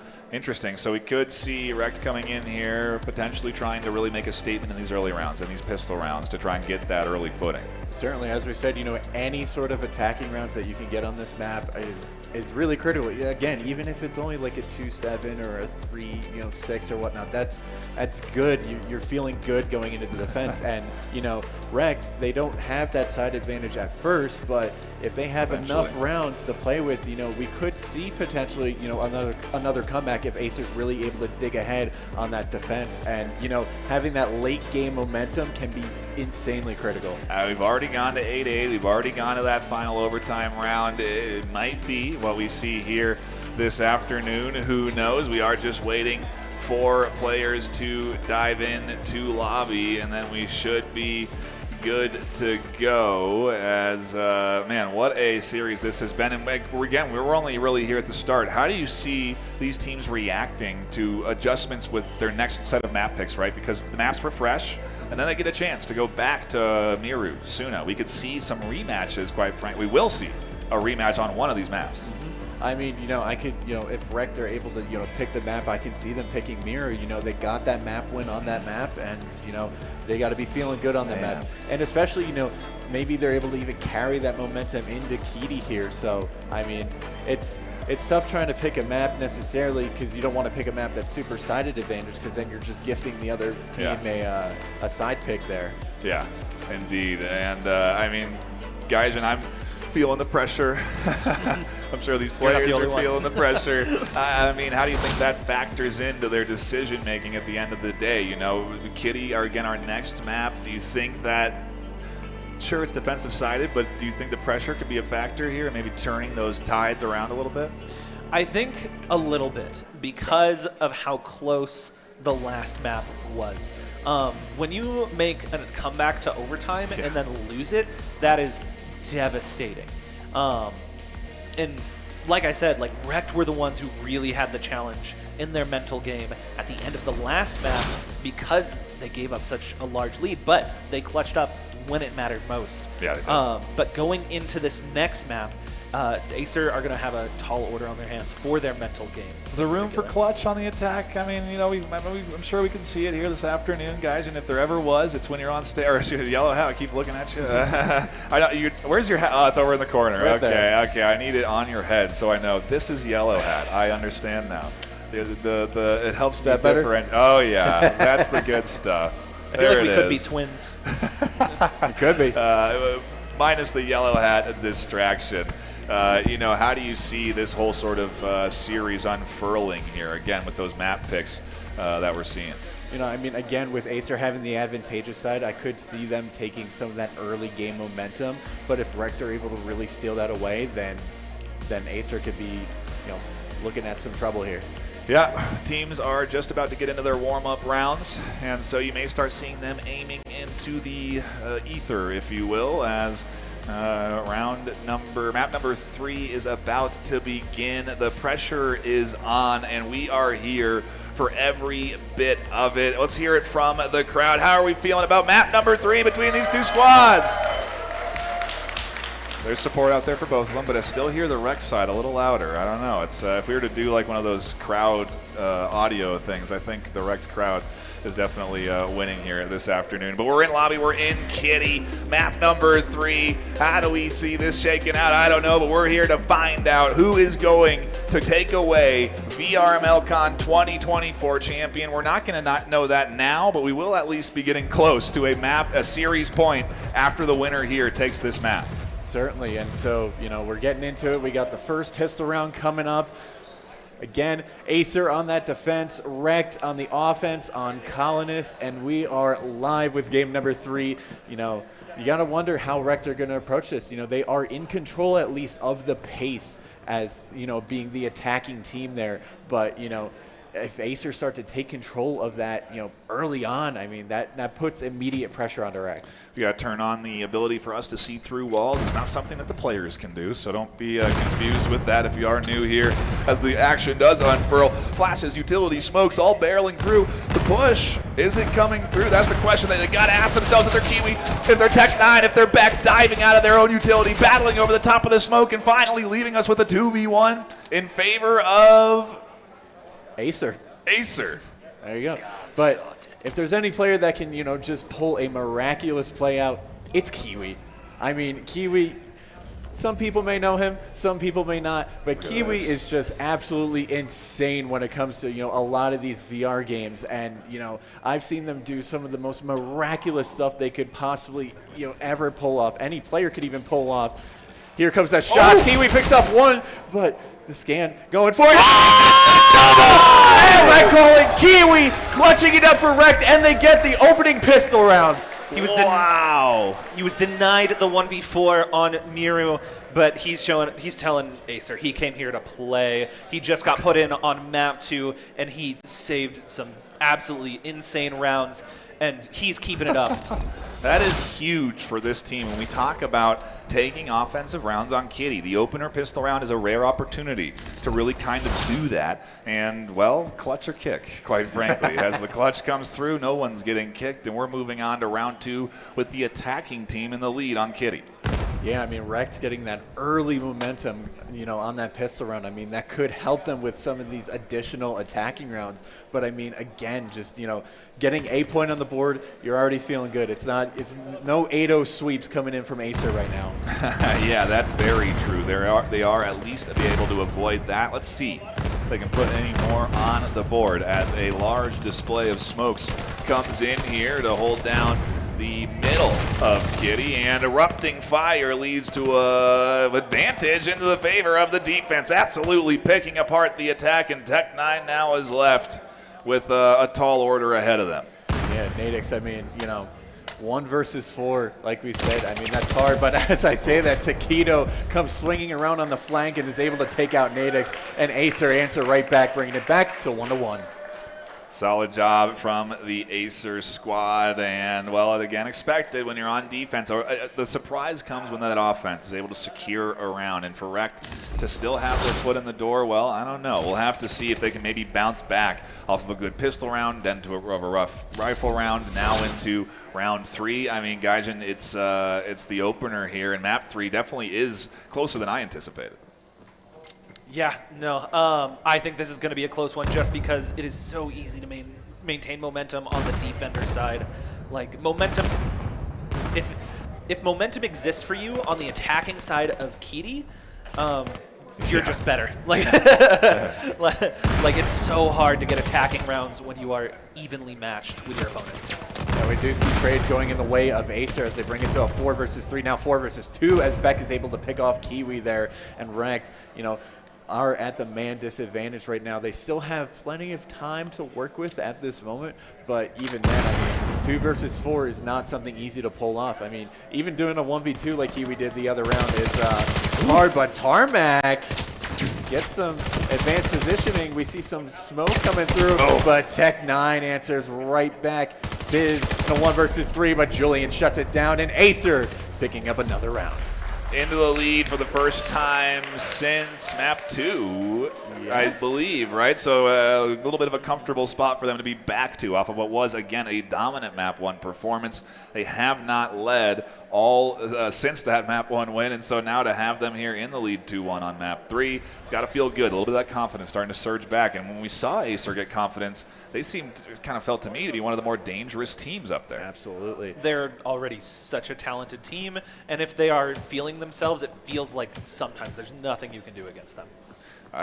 Same goes to this REKT squad, though. I mean, come on. They have been playing a great series today as we do dive back into it. Nade's utility coming in a push over onto what seems to be a side, and a big connection that comes in onto Tarmac and Fizz, and Julian absolutely keeping things alive for this defense, and they needed those kills because now the attacking side is in a kill advantage. Yeah, I mean, 3 quick kills from REKT as we saw there. I mean, they completely dominated this site here. And now Beck is in a 1 versus 3 situation, and shots coming through from both sides. Everybody's just kind of pre-firing each other's angles, trying to predict where each player's going to come from. Shots ring out, and the pressure is on, and Fizz going to be taking the round for REKT there as they get another round on the board. I think Beck is testing doing a durability test of our stage over there as he jumps up and down on those peaks. I mean, guys, what's the advantage there? Is it just that small of movement that's going to be factored in? In certain positions on this map, there's a lot of headshot angles and a lot of angles that are barely headshot angles, so it could be a bit of an advantage there. Well, it didn't work for them that round, but maybe it will here going into future ones. Still, though, we talked about it. 2 points for REKT is solid right now. They're in a good spot, tied 2-2. They certainly are. I mean, you know, being tied in the first place is, you know, a pretty good place to be, and being tied on a map like this is even better. But as I see right here, 2 kills going the way of AESIR. 3 now is Beck going to be sinking a 3-pointer with that grenade there. Negatives, though, answering right back. And REKT, once again, finding themselves into a 2 versus 4 situation pretty early on in this round. And, you know, it's tough for them to try to get out of this, but Nadix and Tarmac, the brains and the brawn, I mean, you put those 2 together and, you know, they could do something quite magical here. We'll have to see. That's going to take every bit of coordination. We can just barely hear the comms coming in. They're very active from both squads. They're very in to their communication, and clearly Taquito was aware of that play, of that rotation, and they'll take another point for defense, going up 3-2 on the AESIR side, back into the lead here. But frankly, it should be a little bit more prominent right now. It could be. I Absolutely. mean, you know, these rounds have just been already so back and forth. You know, REKT come out and, you know, dominate in the early round and they win the round. AESIR, they do the same thing. They get a couple kills going their way, and then it's just light work. Yeah. Really is. Here we go, round 6, map 3, unfurling before our eyes, up 3-2 right now for the defending side. And man, what a day this has been. VRML CON delivering on a great battle between 2 of the best in VAIL. Unfurling in front of us as Nadex finds one another, going down in a trade 1-for-1 over a site, and everyone's here at home. Everyone's pushing in on the REKT side. And a nade coming up for Basil again. He's been so lethal with his util. And Beck, once again, we see a similar situation from the other round. 1 versus 3, but now brings it back to a 1 versus 2. Not completely undoable. Both REKT players trying to figure out, where Beck is going to strike from next. 1:10 left on the clock. The round pace is all but slowed down. Shots ringing out from both sides yet again. And as we hear, pretty soon the scanner is going to be started. Beck now, the pressure against him. 1 versus 2, time against him now. Going to be ringing out some shots. The scanner slowly going down. Basil and Kiwi having to work together to try to figure out exactly where Beck is to try to stop this retake from happening. But Beck trying to do what they can to split each other up. And, shots close. Information given away. They're going to have to find something here soon. 15 seconds left, and there it is. The shutdown on the attacking side. REKT have 3 on offense right now, guys, and they're looking great. Yeah. If they don't win a round for the rest of the half, they're looking good going into their attacking side. But one thing I want to highlight from the end of that round specifically, I had no idea Kiwi was such a great dancer. He was perfectly moving around the wall on the site. Beck knows he has to push him, and Kiwi knows that. So he's burning as much time as possible and only struck once he knew he had the advantage. I thought you were looking over them at stage and saying they were dancing good on stage. I haven't seen any emote. They might have. We'll see if there is any dancing after a potential another round win here. If they can string it together. 1 down already, though, on the attacking side isn't making things any easier.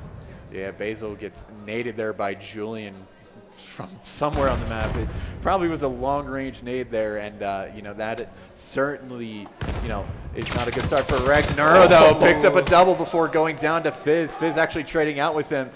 Here we are again, a similar storyline to, a couple of the past rounds. REKT in a 2 versus 4, and the same 2, Nadix and Tarmac. Once again, another opportunity given to them to try to, make something happen here, but AESIR, they get that early round pick, or the early round picks even, and, they just work right with it. Julian picking off Tarmac, and now it's Nadix to try to do something, but Tech9 shuts it down. Yeah, solid defense there. Again, coming in from AESIR, back into the lead. Do we continue to teeter back and forth here, guys, or do we think that maybe this will be the last of the offensive rounds for REKT? These rounds are just, so much of these are too close to call. This last round could go either way, but a 4-4 half going into Defender's side would be absolutely monumental for REKT. I mean, I think you said it before we got into this map. If there were to be 4 attacking rounds locked in on the attacking side, you really are kind of set for the rest of this map. And when we do get to that side swap after this, then yeah, they've got a lot to do on defense, but very doable. Nero coming in, they're looking for more. They've got the site relatively under control. As I say that, they lose a bit of that trading down. Players left and right, and now left with only 2. Fizz and Tarmac, and Julian will get rid of Fizz, making it just Tarmac alone in a 1v3. Finds the first, and there's the trade. No, Julian over the top is the one that connects, and AESIR are in the lead comfortably now. 5-3 on the side swap. I don't care who tells me otherwise, that's an even half. Or excuse me, REKT. No. Yeah, so we swapped sides now. I was just looking at my graphics. Apologies.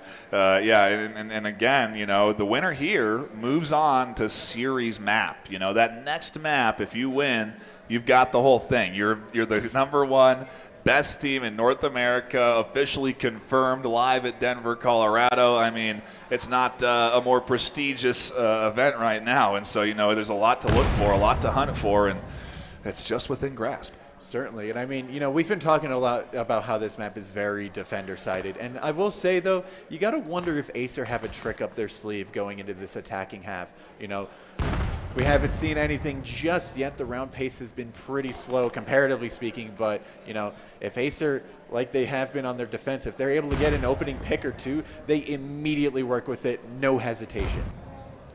Into round 9 as the time ticks down. A minute 10 left on the clock for them to work with. The pistol round is tense right now.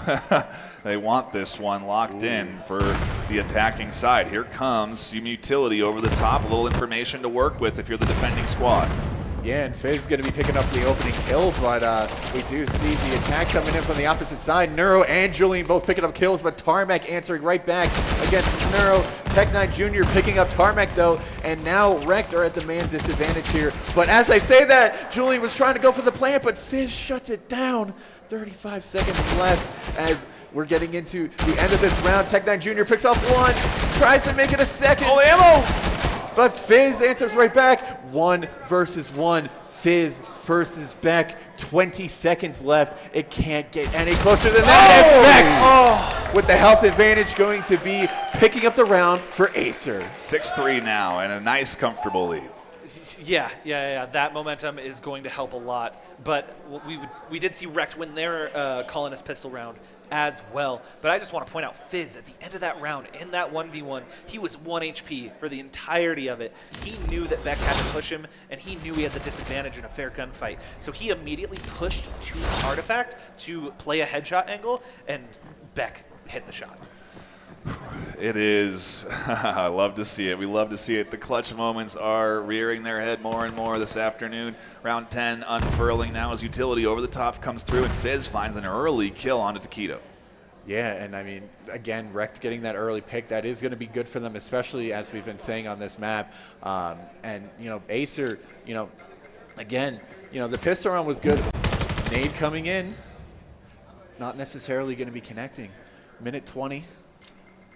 We see more util coming in. AESIR just patiently waiting it out.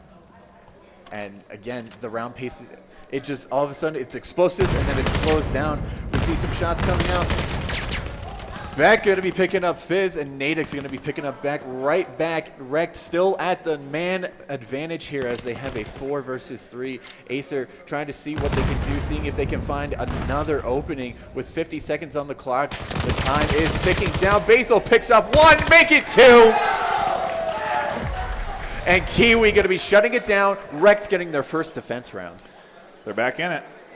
Yeah, and it's their first defense round. I don't think it will be the last.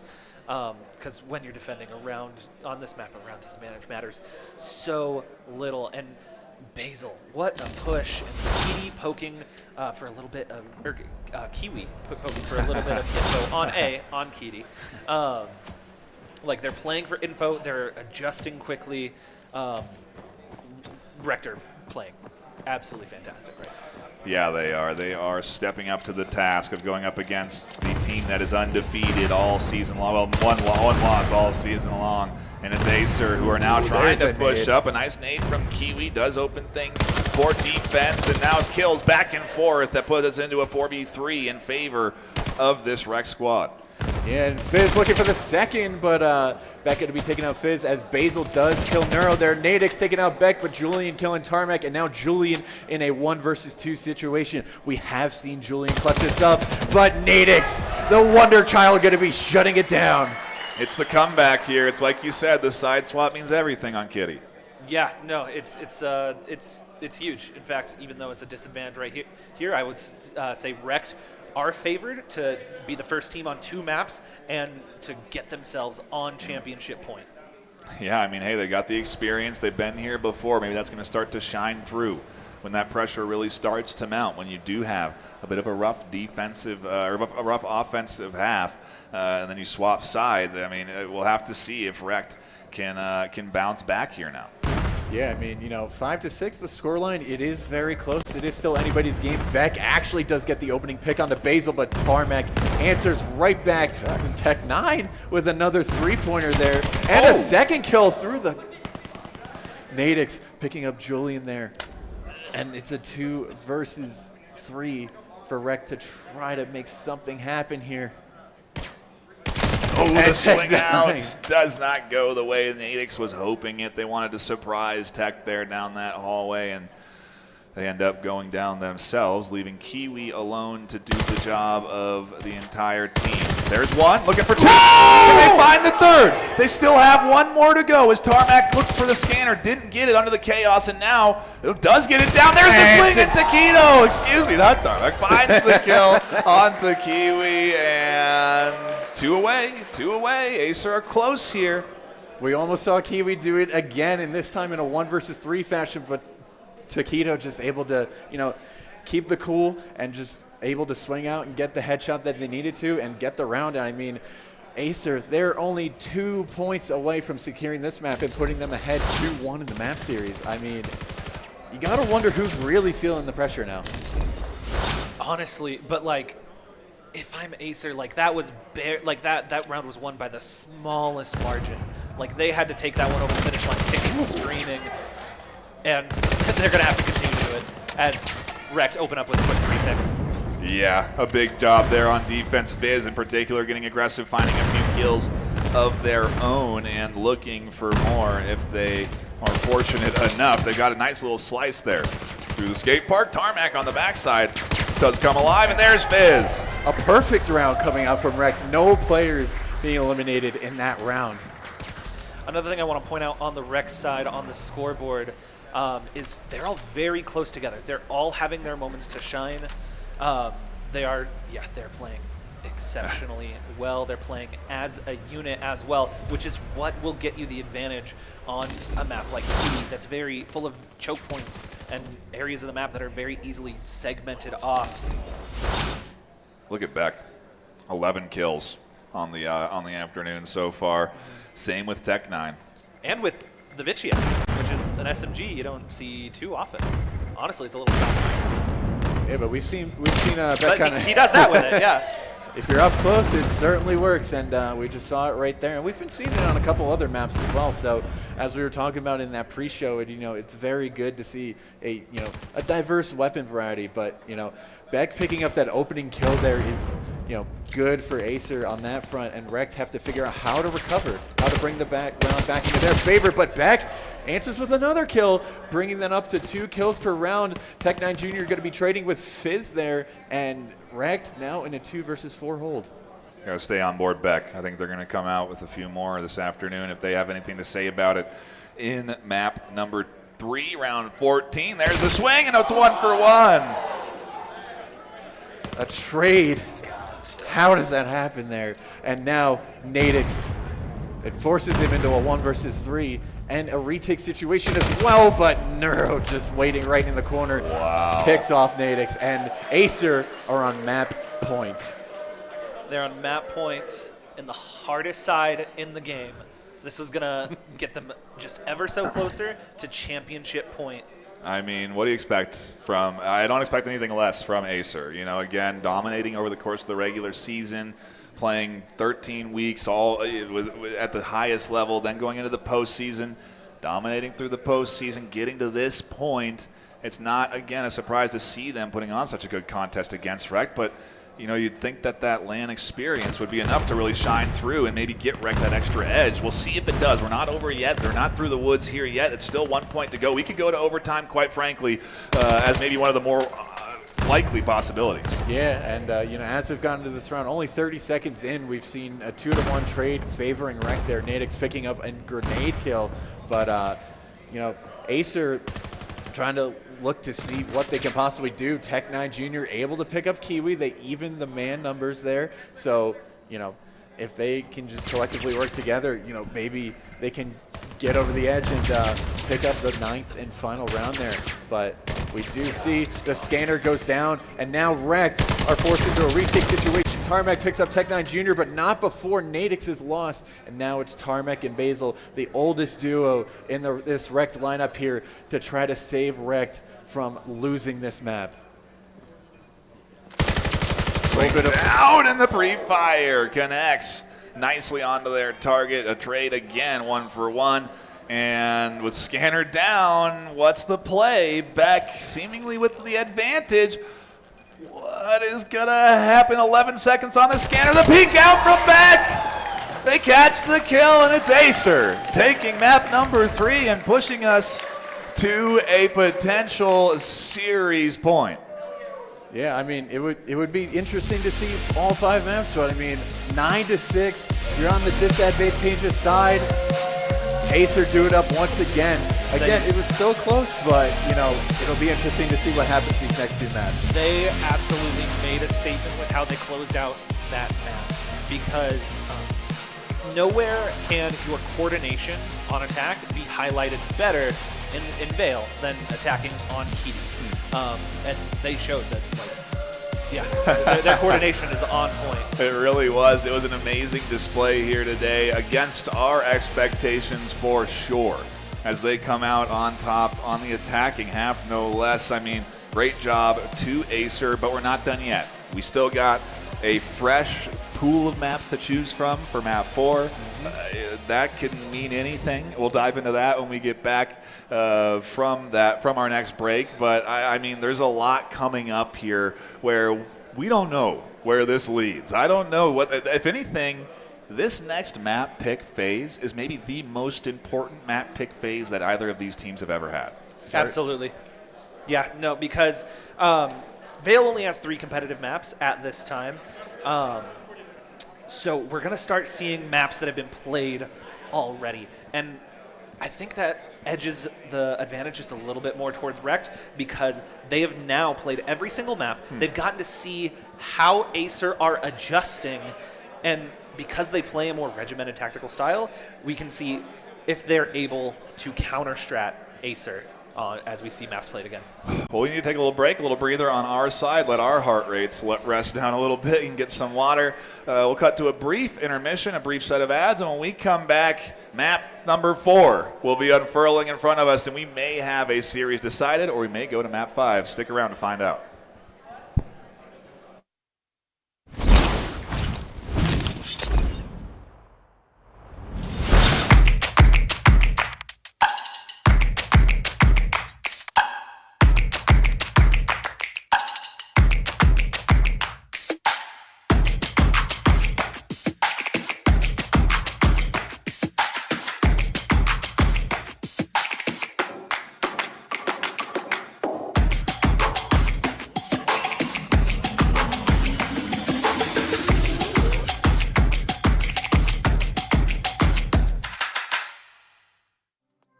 Every business has a story to tell.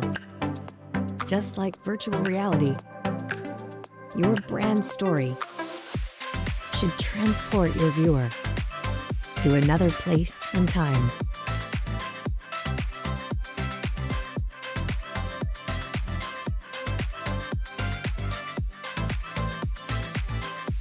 Work with Grapevine, and we'll help you do just that. Get started today.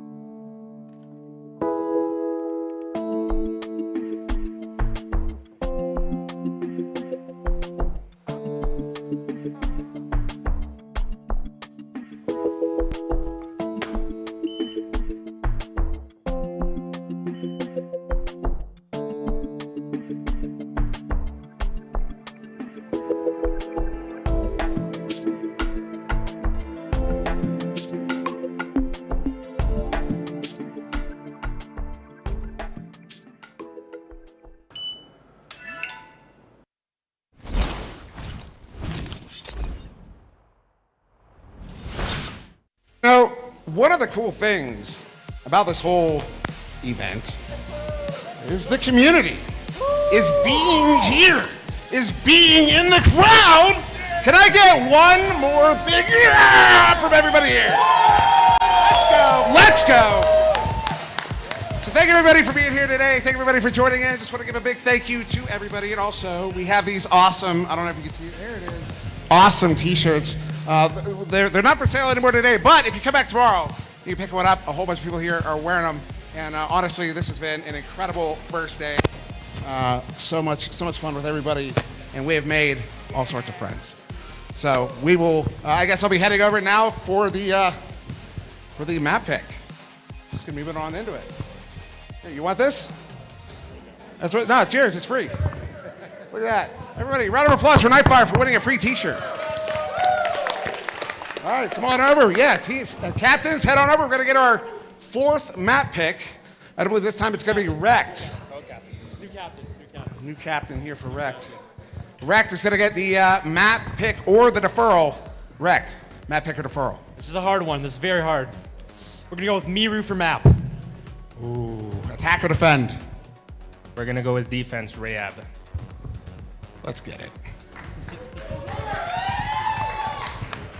We are just a few moments away from map number 4 unfolding in front of our eyes, Yellow Hat. It is, man, what a tournament this has been, and I gotta see how map 4 shakes out. You know, we got the teams on stage. Are we gonna see AESIR coming out on top? What are your thoughts? You had REKT going into maps 2 and 3, 1, 2, and 3. What do you think about map 4? You know, this was the map that REKT won, and this was the first time that they haven't deferred the map pick. They confidently said, we are picking Miru because we feel like we can win on this map.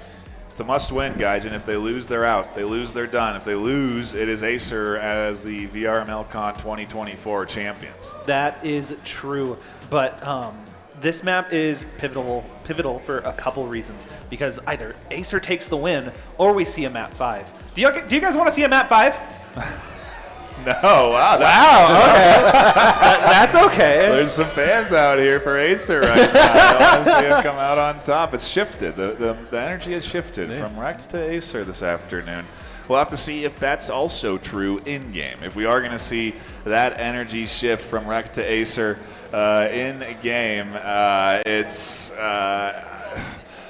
at this stage, it's a toss-up, right? Because, quite frankly, even on Miru, AESIR looked good. They almost won. It was a 9-8 game. I mean, it was literally anybody's game. It was the only match in this series so far that has gone to a true overtime. Yeah. Which, will we see it again? It's a possibility, or maybe one of these teams starts to get ahead of the other one. I mean, let's take a look at the wins so far, though. Today, AESIR, when they have won, has done it in pretty commanding fashion. Yeah, it has been by more of a margin. They are definitely feeling it and feeling their gameplay today. But REKT does have the advantage of having more than just their rostered 5, and they are swapping people out. Right. So it's like we're getting to the point where exhaustion does play a factor, Yeah. because this is something that has overlap with traditional sports where it was requiring physical input and exertion. I mean, look at all the kills that have come through today on both sides. 175 for AESIR, 162 for REKT. That's a real interesting metric there. It certainly is, and shout out to our production team for being able to provide us, the desk, with this information here. I mean, AESIR, they're, as a collective unit, they're chilling at a 1.1 KD, which, you might not seem like a lot, but when you're in a competitive environment, when you have two teams that are very evenly matched, anything over a 1 is a really solid performance. And the fact that the team collectively can do that is something to say. What do we think about Taquito's performance so far, guys? And we talked about it a little bit already, but 41 kills, on the day so far. Across all map, wow. Yeah. No, gosh, at a 1.3 KD, that is very impressive. That level of consistency across playing all of the maps is absolutely, wow. We've got everyone in the lobby. We are moments away from getting in to our 4th map of the day, and it's on Miru. Again, for those that don't know, it's the best of 5, so maps have reset. We already went through 3 maps because we're on to the 4th. We went through all of them, and you know, I'm still not convinced that REKT is going to be able to come out on top this afternoon with how well AESIR's been doing, with how close they did bring this map. They can ride the momentum off of a map win. Maybe they've got something here, Yellow. Certainly. I mean, you mentioned momentum, and that's kind of the key factor, right? You know, they bounce back from a map loss, and they take Kitty in a 9-6 fashion, and then, you know, they're on match point right now. They're on series point. All they have to do is win one more map. Victory is that close. It really is. We've got everyone in lobby. We are moments away from diving in to round number 1. No, we're not having everyone in lobby. We had some tech issues. Of course, we're close. We're close, but we had a bit of a drop for one of the players there, so a bit of a pause. We'll have someone rush over, make sure that we can sort the issue, and hopefully get on to our 4th map of the afternoon. We do have a limited time in here too, so it's going to be pretty tight with how this series has shaken out, how that is all going to work out, quite frankly. Yes. So we'll worry about that when we get there. Maybe we'll have a 5th map tomorrow. I don't know. You know, the decider first thing before X8. Anything's possible, quite frankly, but the 4th map is up next, and we could be done after it. It could be AESIR taking this in 4, excuse me, but 3 wins. Yeah, I mean, again, they're this close. We are, again, just dealing with tech difficulties. I'm going to pop out of the lobby, and hopefully we can fix those, because I do believe that I take up. That's a tech thing. You don't need to worry about it. We don't need to peel the onion for you. We can keep it all disclosed right here and get ready for our, again, 4th map of the afternoon. Let's get predictions. I don't know if I got them from you guys, and who do you see taking map 4 this afternoon? I'm not even going to try. Because I mentioned, these players have been playing for a long time at this point. Everything comes down to how much focus they can maintain. But also, this is the first repeat map we've seen, and we did see REKT take it. But the thing that this will highlight for both of these teams is who's able to learn the most about their opponent's playstyle and adjust to it. And that's something we really need to keep an eye out for going into the second time we're playing Miru today. Yes, indeed. And again, we appreciate everyone patiently waiting for our bit of a tech hiccup here for map number 4. I know we all are eager to dive into this 4th map, but please do just hang out and stand by. And again, a shout out to everyone tuning in online. I know we have this stream going out live to a bunch of folks that are stopping by on YouTube, and we do really appreciate everyone tuning in, hanging out, and enjoying the action. Hit the subscribe button. Make sure you come back for more, because quite frankly, with how this has been going, we're going to have some more. We certainly are. I mean, you know, and it's crazy too, because tomorrow we have so much action as well. So, I mean, there's definitely a lot going on this weekend. And, you know, if this match is indicative of, you know, just the caliber of player that we're seeing across all 4 games represented here, or how 5 games represented at VRML CON here, I mean, it's going to be a crazy series. Okay, we've stalled long enough to get everyone into the lobby and for us to get ready to dive into map number 4 of this best of 5 for VRML CON 2024. Let's hear it for your favorite squad here, diving in to Miru. We're tired, but I gotta imagine that it's impacting these teams too right now. Exactly. They gotta be feeling that energy drain, guys. Yeah, no, and like I said before the match even started, whoever wins here, it comes down to who has the best habits, the best systems that they can fall back on and make the least mistakes as the pressure mounts. Information as utility comes in.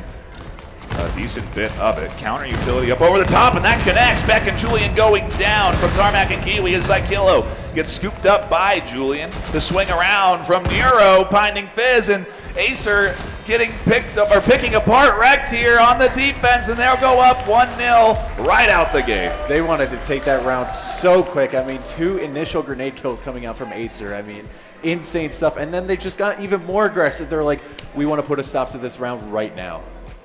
Yeah, REKT ran right into that B site. Weren't able to make much happen with it, but then the AESIR player just kept pushing right back against them and came out on top. Here we go, round 2. A pistol round done and dusted. Well done by defense, but we're into rifles and utility now for round 2. And Taquito will open things up on the other side with an early kill. A 1-for-1 exchange between them and Nadix. That puts us into a 4-4. Make it a 3-3. And 2-3 now as Tech9 Jr. picks up another kill, but Nadix answers right back. And, you know, again, REKT and AESIR just kind of equalizing as much as they possibly can. We do see some pre-fire coming in through that smoke. Maybe somebody trying to pick something up, but Nadix says no.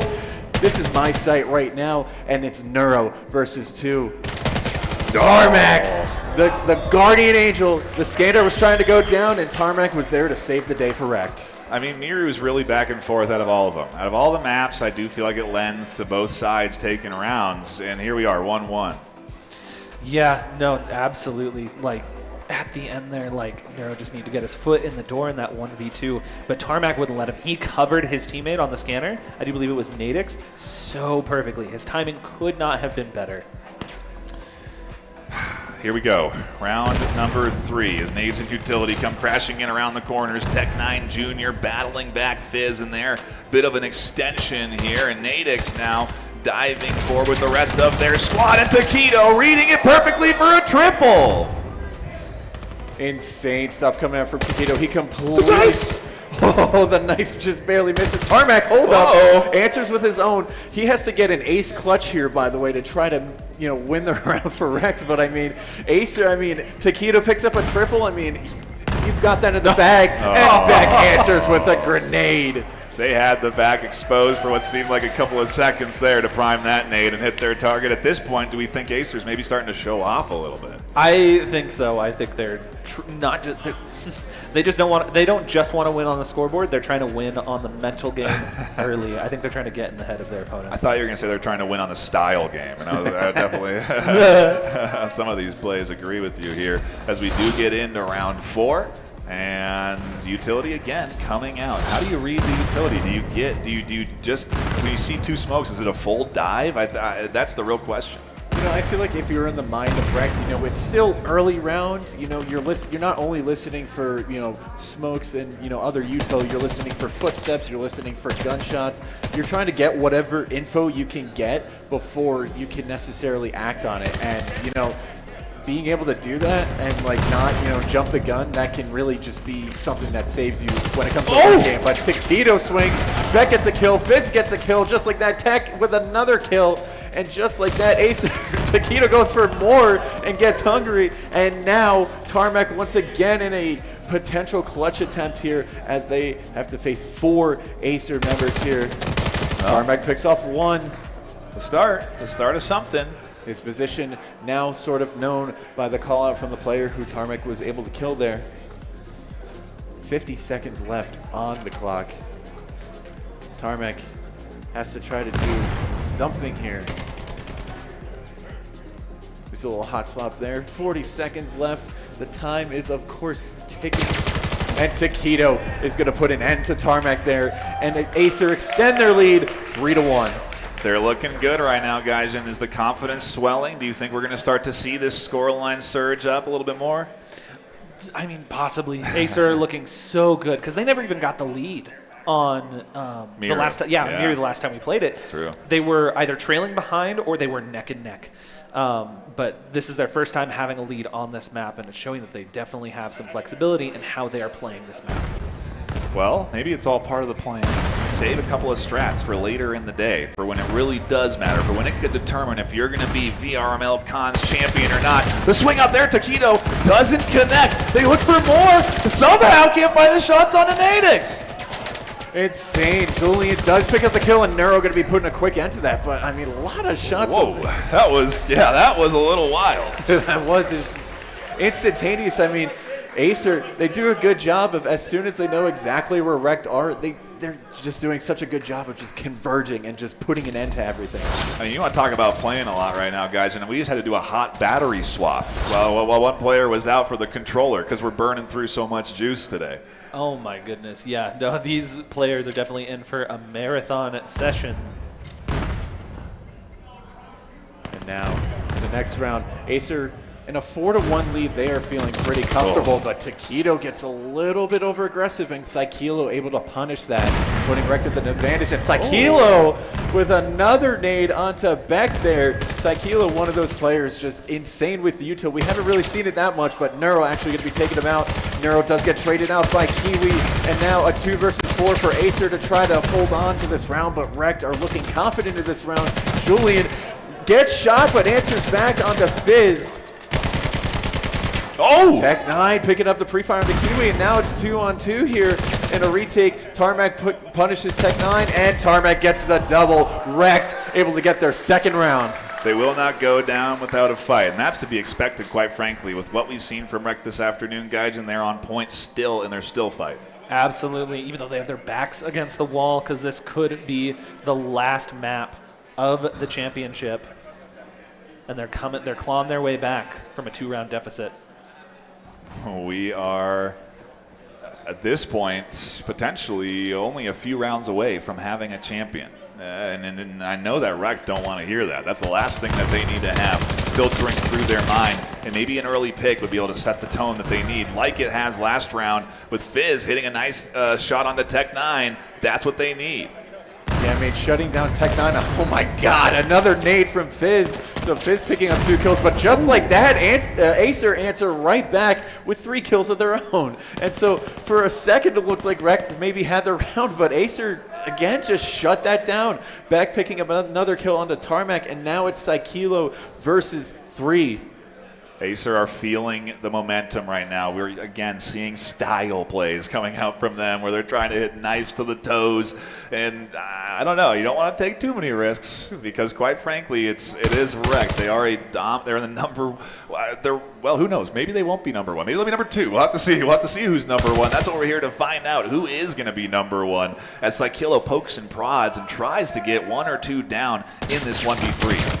And they wind up trading, so AESIR are going to be picking up the next round, extending their lead yet again to 5-2. The best that they could hope for in this half is 6 rounds, and you got to wonder, is that enough going into the second half here? Is the side swap going to be really a detriment at all to the AESIR team right now? A little bit, because Miru it's not like the previous map, Kiri, where if you get just a few rounds on attack, you're feeling really good. Yeah. It's a lot more even of a map between attack and defense. But the thing is, this could set them up at the half to come back from a 6-2 half, which is the exact situation they put AESIR in last time this map was played. Oh, Neuro with that 3-pointer as we're, kind of talking about the whole match and whatnot. Immediately gets the pick, but Saikilo able to answer right back, taking out Neuro, taking out that site defender. And Beck gets taken out through the smoke there. Julian answers, but Saikilo right there with the support. And now a 2 versus 2 retake as Taquito takes out Tarmac. And, it could be possible. We could see a successful retake. And now it's a 1 versus 1. Tech9 versus Saikilo. Saikilo already feeling good with a couple kills this round. But Tech9, we've seen him clutch before. Here it comes. They try to go for the scanner. They spot Saikilo in the back corner. They have time to work with, but not a lot. 20 seconds on the clock. The bait comes out again. You can see the trembling in the hands as they go for 2, and they go for the fight. 8 seconds, time ticking down, and there's the swing. Saikilo with the clutch, getting the round for REKT.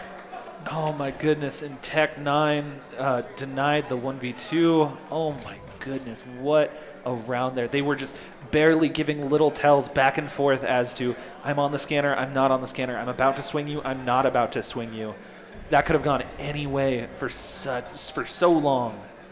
Here we go, the back half of map 4 with a lead in AESIR's hands. Will it be enough? We saw them come back from a deficit last map on Miru, and now maybe it's REKT's turn to come back from a deficit here as they swap sides and we go into our pistol round. Yeah, I mean, we see some early util, early gunshots, and early aggression coming out from AESIR as they like to do early on. I can only say early so many times there, but we do see one pick going the way of each team there. Tech9 Jr. picks off Kiwi, but Nadix answers right back. REKT now at a 3-4, actually 3-3 tie right now in terms of player number. Saikilo picks off Neuro, and he gets a second one.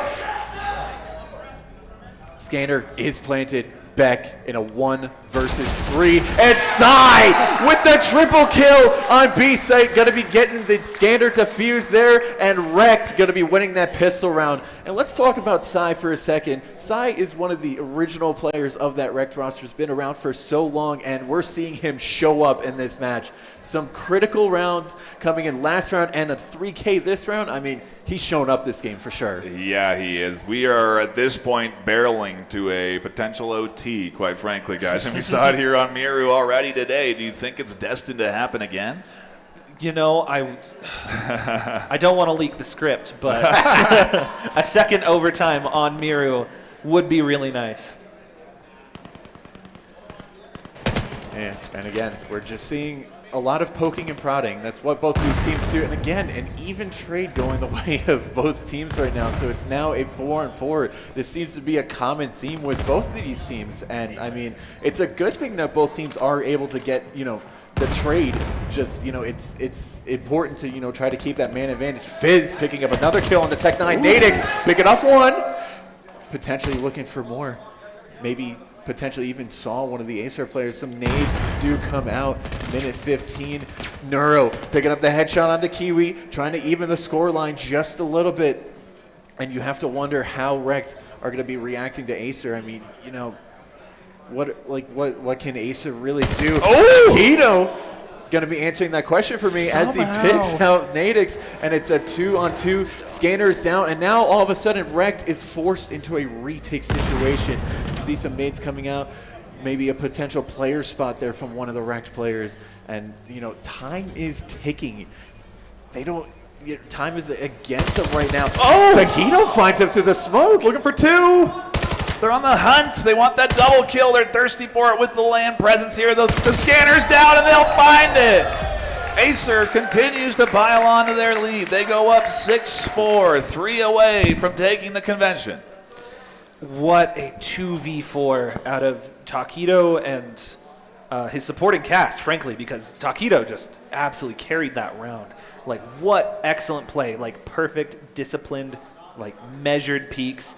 Just, wow. Like, there was one small overextension from someone on the REKT side, and then that was the foothold they needed into the round, and they were able to capitalize on it. Can they keep piling on? The attacking half is certainly going well for them for now, but it's still a back and forth. That nade coming close. So many have come to near misses this afternoon. Those air bursts just sometimes feet away from hitting their targets. As more come out, some pre-fire coming down through towards B side and A side as we're splitting our attention across multiple objectives. Sakila, though, finding Taquito, finding that MVP player from the last round, and so now Kiwi finding Beck. Julian going to be answering right back with a trade of their own, bringing it back. Julian with a second. This man is so precise, and that is going to open things up a little bit for AESIR. Neuro going to be trading with Sakila, and again, a 2v2 retake situation here as Tarmac and Nadix have to try to make something happen, and Julian and Tech9 Jr. have to hold on. A little quick peek coming out for one of the AESIR players there. Does spot one of the REKT players.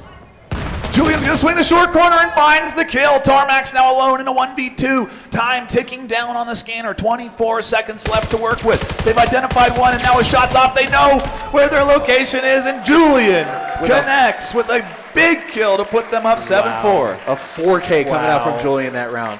It's truly the MVP. The AESIR players just taking turns to take the rounds into their own hands.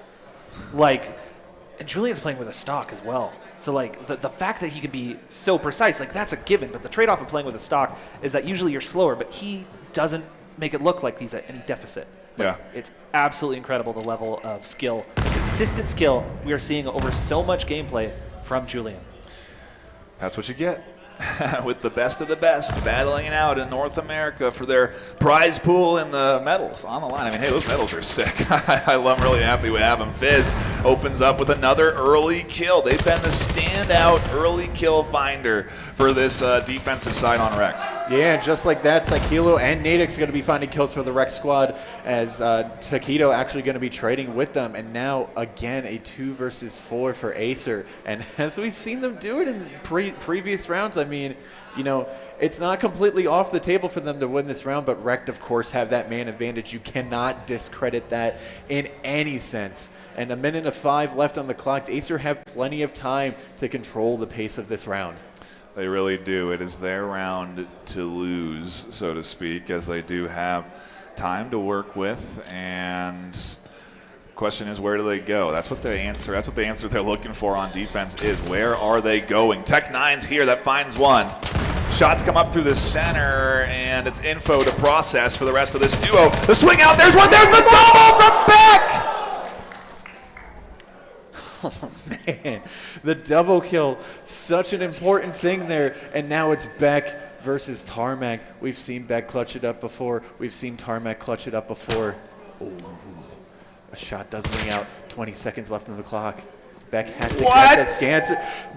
We're dancing left and right. We're dancing around the cargo crate. It's a 1v1. The push comes into Tarmac. I mean, he made the map. He made the map. He knows exactly how to play that shipping container. He probably modeled it. Oh my gosh, what a double out of Beck to open up the site there. Huge. Like, it's small moments like that that are going to be the difference maker that decide our champion here tonight. Just because he even swung 2 REKT players at the same time, but they just so happen to be covering the same angle. It's those little things that are going to decide who lifts the trophy today. How does this go for AESIR? Are they going to lose another early? Does Fizz find another early frag to set things up for REKT, or is it a little bit different? Do we see maybe AESIR starting to refocus, get back into the groove that they've found themselves in all series long, quite frankly, and try and do a little something here on the attack? Here comes the swing in, full force, full press, kills connecting, and a 2-for-2, 3v3 now. Tarmac going to be answering with a kill of their own onto Taquito, and potentially going to be spotted second player, but Neuro going to answer right back. Kiwi trying to look for the pre-fire and does find it onto Neuro, and once again Beck finding themselves into a 1 versus 2 situation. Scanner in hand, might I say. Yeah. And it'll go down on a site now for the duo to retake the round in the open. The double kill is viable, but it doesn't come through, and Kiwi keeps the dream alive for REKT in map 4. Oh my gosh, we almost saw a repeat on the same artifact site. Oh my goodness, that would have been such a heartbreaking round to lose if you're REKT. And real quick, one player that we aren't giving them justice right now is Kilo. I can say, having played against both of these teams, he is such a force on the B site. Right now he's at 14 and 11, and if we're paying attention to him, he is getting these impactful picks early in the round from just a perfect peek, like quick 2-tap, falls off, has impact, and then continues to hold his ground as an execute or a retake comes through. Here we go. 6-7, map 4. Back on the defense, REKT go. Back on the attack, AESIR go. It's going to be that way for the rest of this half.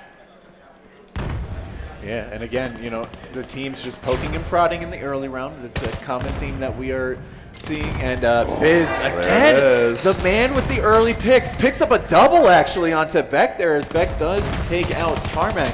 But Fizz being able to answer right back. Kiwi gets the kill on the Neuro. Fizz dodging some shots there. And a 2-on-4 once again. Smoke does go down. Fizz using it. Minute 15 left on the clock, and Julian and Taquito have to try to find that specific opening, and they have been able to do that in rounds past, but as we get into the late game here, the pressure is starting to soak in, I feel like. You know, both these teams, REKT are at the edge. Sakila picks up a double as going on about that. As Gaijin was just saying, Sakilo being an impact player, and that is a clear example right there. We're tied up, 7-7, Gaijin. I mean, we're not there to the 8-8, but it's dang close. REKT came here to play today because they want to declare Miru as their map. They're like, we got the guy who made the map. We're going to take this one every time, even though this time they were the ones who had to come from behind in order to reach match point. Oh, almost. We'll know this round. Finally, an early kill for AESIR. It's been several rounds of nothing coming in at the start for them, and I think that's been maybe part of the reason why they're having so much lack of success in these last few rounds. Certainly, I mean, that could be the thing that puts them to match point even. Any little mistake from either one of these teams in this late game is going to just cost them, but back answers right back with a precise headshot from long range even. Yeah, and it's those two that have really been standing out to me. We keep seeing them on the scoreboard, Fizz and Beck. And Beck going down is a big kill coming in from Kiwi. Exactly what they're looking for as a fight erupts up through the center. Looking for reinforcements, but it won't come in time as Tarmac finds the kill they need. And now a 2v3 as AESIR are losing control of their player advantage. Yeah, and Taquito is going to be able to pick up Psykilo. They bring it to an even 2-on-2, but Julian answers right back, and now it's Julian versus Kiwi. Scanner still managed to go down. Kiwi trying to find maybe, a lucky shot or two, and Julian, has to try to figure out, but the cough of the smoke, again with another clutch, keeping REKT in this and bringing them to match point. We could be going to 5. At this pace, we could be going to 5. The REKT squad is here to play, and with one more round to go, we are either going to that 8-8 or we're going to a 5th map. I don't know if my heart can take a 5th map, but I kind of want it. But Kiwi, what an excellent 1v1 that he played there against a player who has clutched so many rounds. That's such an intimidating fight to take. And he was the man of the hour last time, getting so many impactful opening picks on Miru the last time we saw it. But this time he showed up a little bit late, but he has arrived. And let's see if it's enough to get REKT into map 5. Again, we're in that early round phase. Both the teams trying to find some information, but Psykilo pick up the first kill onto Beck without an answer back, so putting REKT in that advantage. Nice but name. Neuro gets a double. He's looking for more. We hear even the crowd cheering for him a little bit. 3 versus 4 on the REKT side. AESIR had that man advantage. Taquito finds Fizz.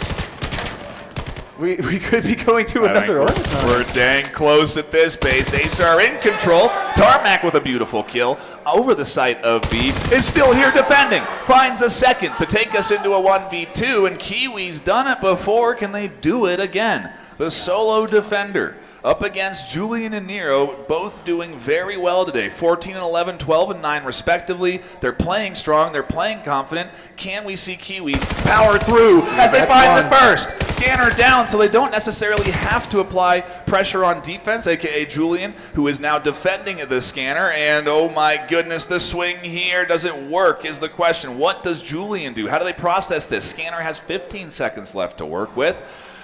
How do you factor in all the time? They gotta be here now. The trade! We're going to another round. It's 8-8.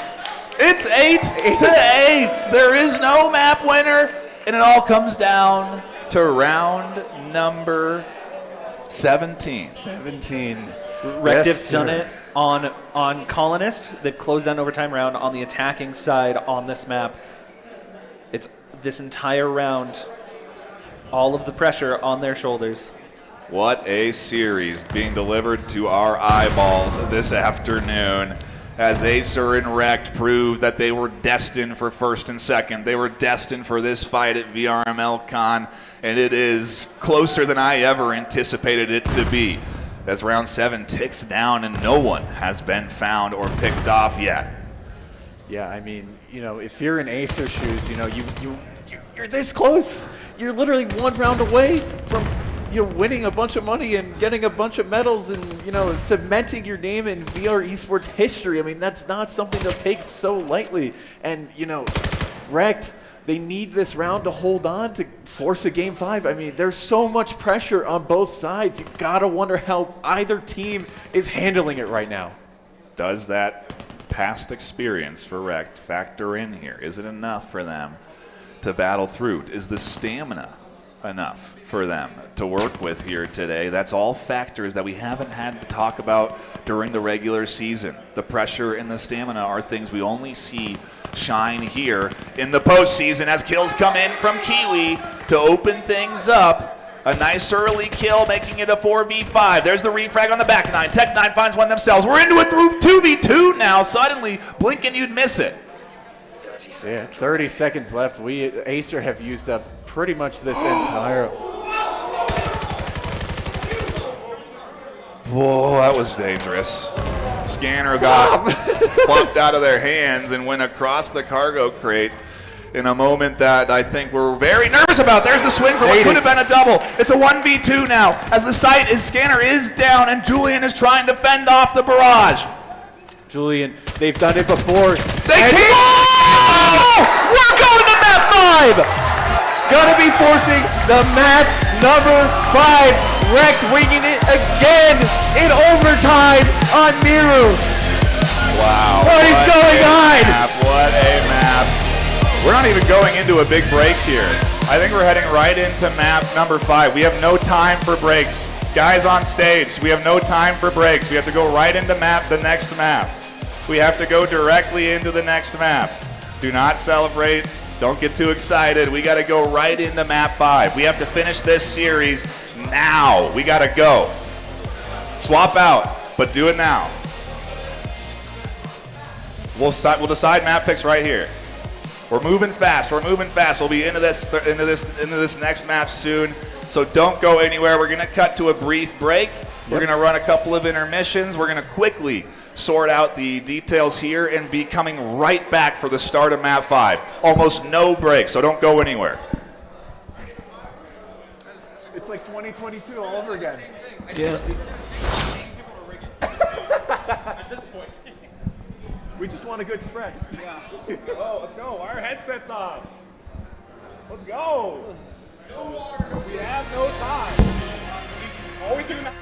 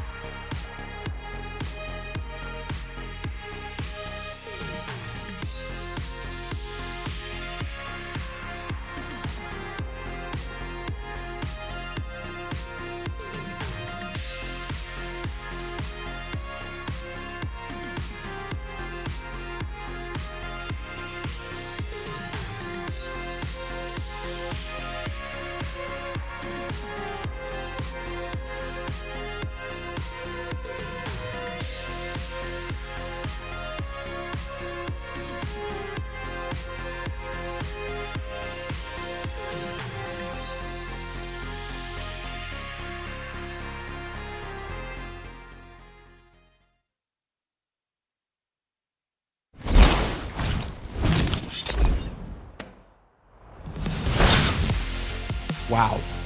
Wow, we have one more map pick to go here. So AESIR, map, would you like to pick your map or defer? We're gonna go with map. And which map would you like to pick? Suna. Suna. Attack or defend? We will take defend. One more time. Let's do this! And like I said, we're going right in to our 5th map of the afternoon. It's been a long day for us here at VRML Con, but quite frankly, I think worth the ticket, worth the price of entry for competition like this. I mean, it doesn't get much better than this, Yellow Hat. Oh my God. I mean, this is literally just a flashback to the 2022 VAIL Major. It went all games, and it was so close back and forth. I mean, it was, 2 overtime matches this match series. Yeah. It is insane. Yeah. And as from a caster perspective, I'm happy we're getting 5 maps because it is truly a showdown. AESIR came in swinging with a 9-3 victory, then REKT answered back, winning in overtime. Then AESIR came back, winning 9-6, and now another overtime victory. And Game 5, I mean, we're on Suna, we're on that first map. If you're in AESIR, you got to be feeling pretty confident on that map. And I mean, Suna, it was the same map that determined the winner of that 2022 VAIL Major. Oh so, my goodness! I mean, the parallels are insane right now. I can't believe that we're here replicating what has been. What is an amazing esport, an amazing rivalry between the two, an amazing back and forth that's been on display, guys, and all day long. Can they keep it up is the question. Which one of these teams do you see getting impacted by stamina first? Stamina, impacted by stamina, has definitely got to go to AESIR because they just have the same 5 guys who played Suna that first time, and they're still making crazy plays. They're still popping off, but the exhaustion has to be getting to them. Okay. Well, I'm undecided still. I need more info. I need more details. How do we see this map going based off of past history, based off of seasonal play? Do you think that has any effect? I mean, we're seeing players lying down, so you want to touch on the stamina factor. It's definitely something. You need to take your breaks. I mean, the energy. Playing 5 games. I mean, they have been playing for, almost 3 hours at this point. I mean, and just straight. And, it's different, playing a flat screen game for 3 hours because there's a little bit less physical exertion, not to discredit flat screen. It's still very mentally taxing, but you have mental and physical taxing when it comes to VR. You're constantly flicking your hands up and down and holding guns up. You're constantly trying to crouch and dodge and duck. And, no kidding. Yeah, and it's just, it gets to you after a while. I mean, it's, if you're AESIR, I mean, they got to be feeling it. I mean, you'd know. With so many nades, I guess, actually maybe you wouldn't, because now with the last tournament, it was only 1 nade allowed on your belt. Now it's 2 grenades allowed on your belt this time around on the LAN. Do you think maybe all that grenade throwing is going to leave some sore shoulders after today? Potentially. I mean, especially, if you're trying to really just huck a grenade across the map. I mean, that takes a lot. I mean, I don't know if you saw it, but early with Onward, we had a controller go up into the rafters off of a grenade throw. So if you're out in the crowd, keep your eyes peeled, all right? You might want to be dodging and ducking for controllers coming your way today. They're in the splash zone. Yeah, it's the splash zone. It's a little souvenir. You get an extra controller, take it home if you catch it. There's the crowd on display. We thank you all for tuning in, hanging out, and a big shout out to the entirety of this VAIL community that has stuck around for a long day of VAIL and an action-packed one, quite frankly. Yellow. Certainly, and I got to say, we're in Game 5, so if you're thinking REKT's going to win it, let me hear it right now. If you're thinking AESIR's going to win it, let me hear it.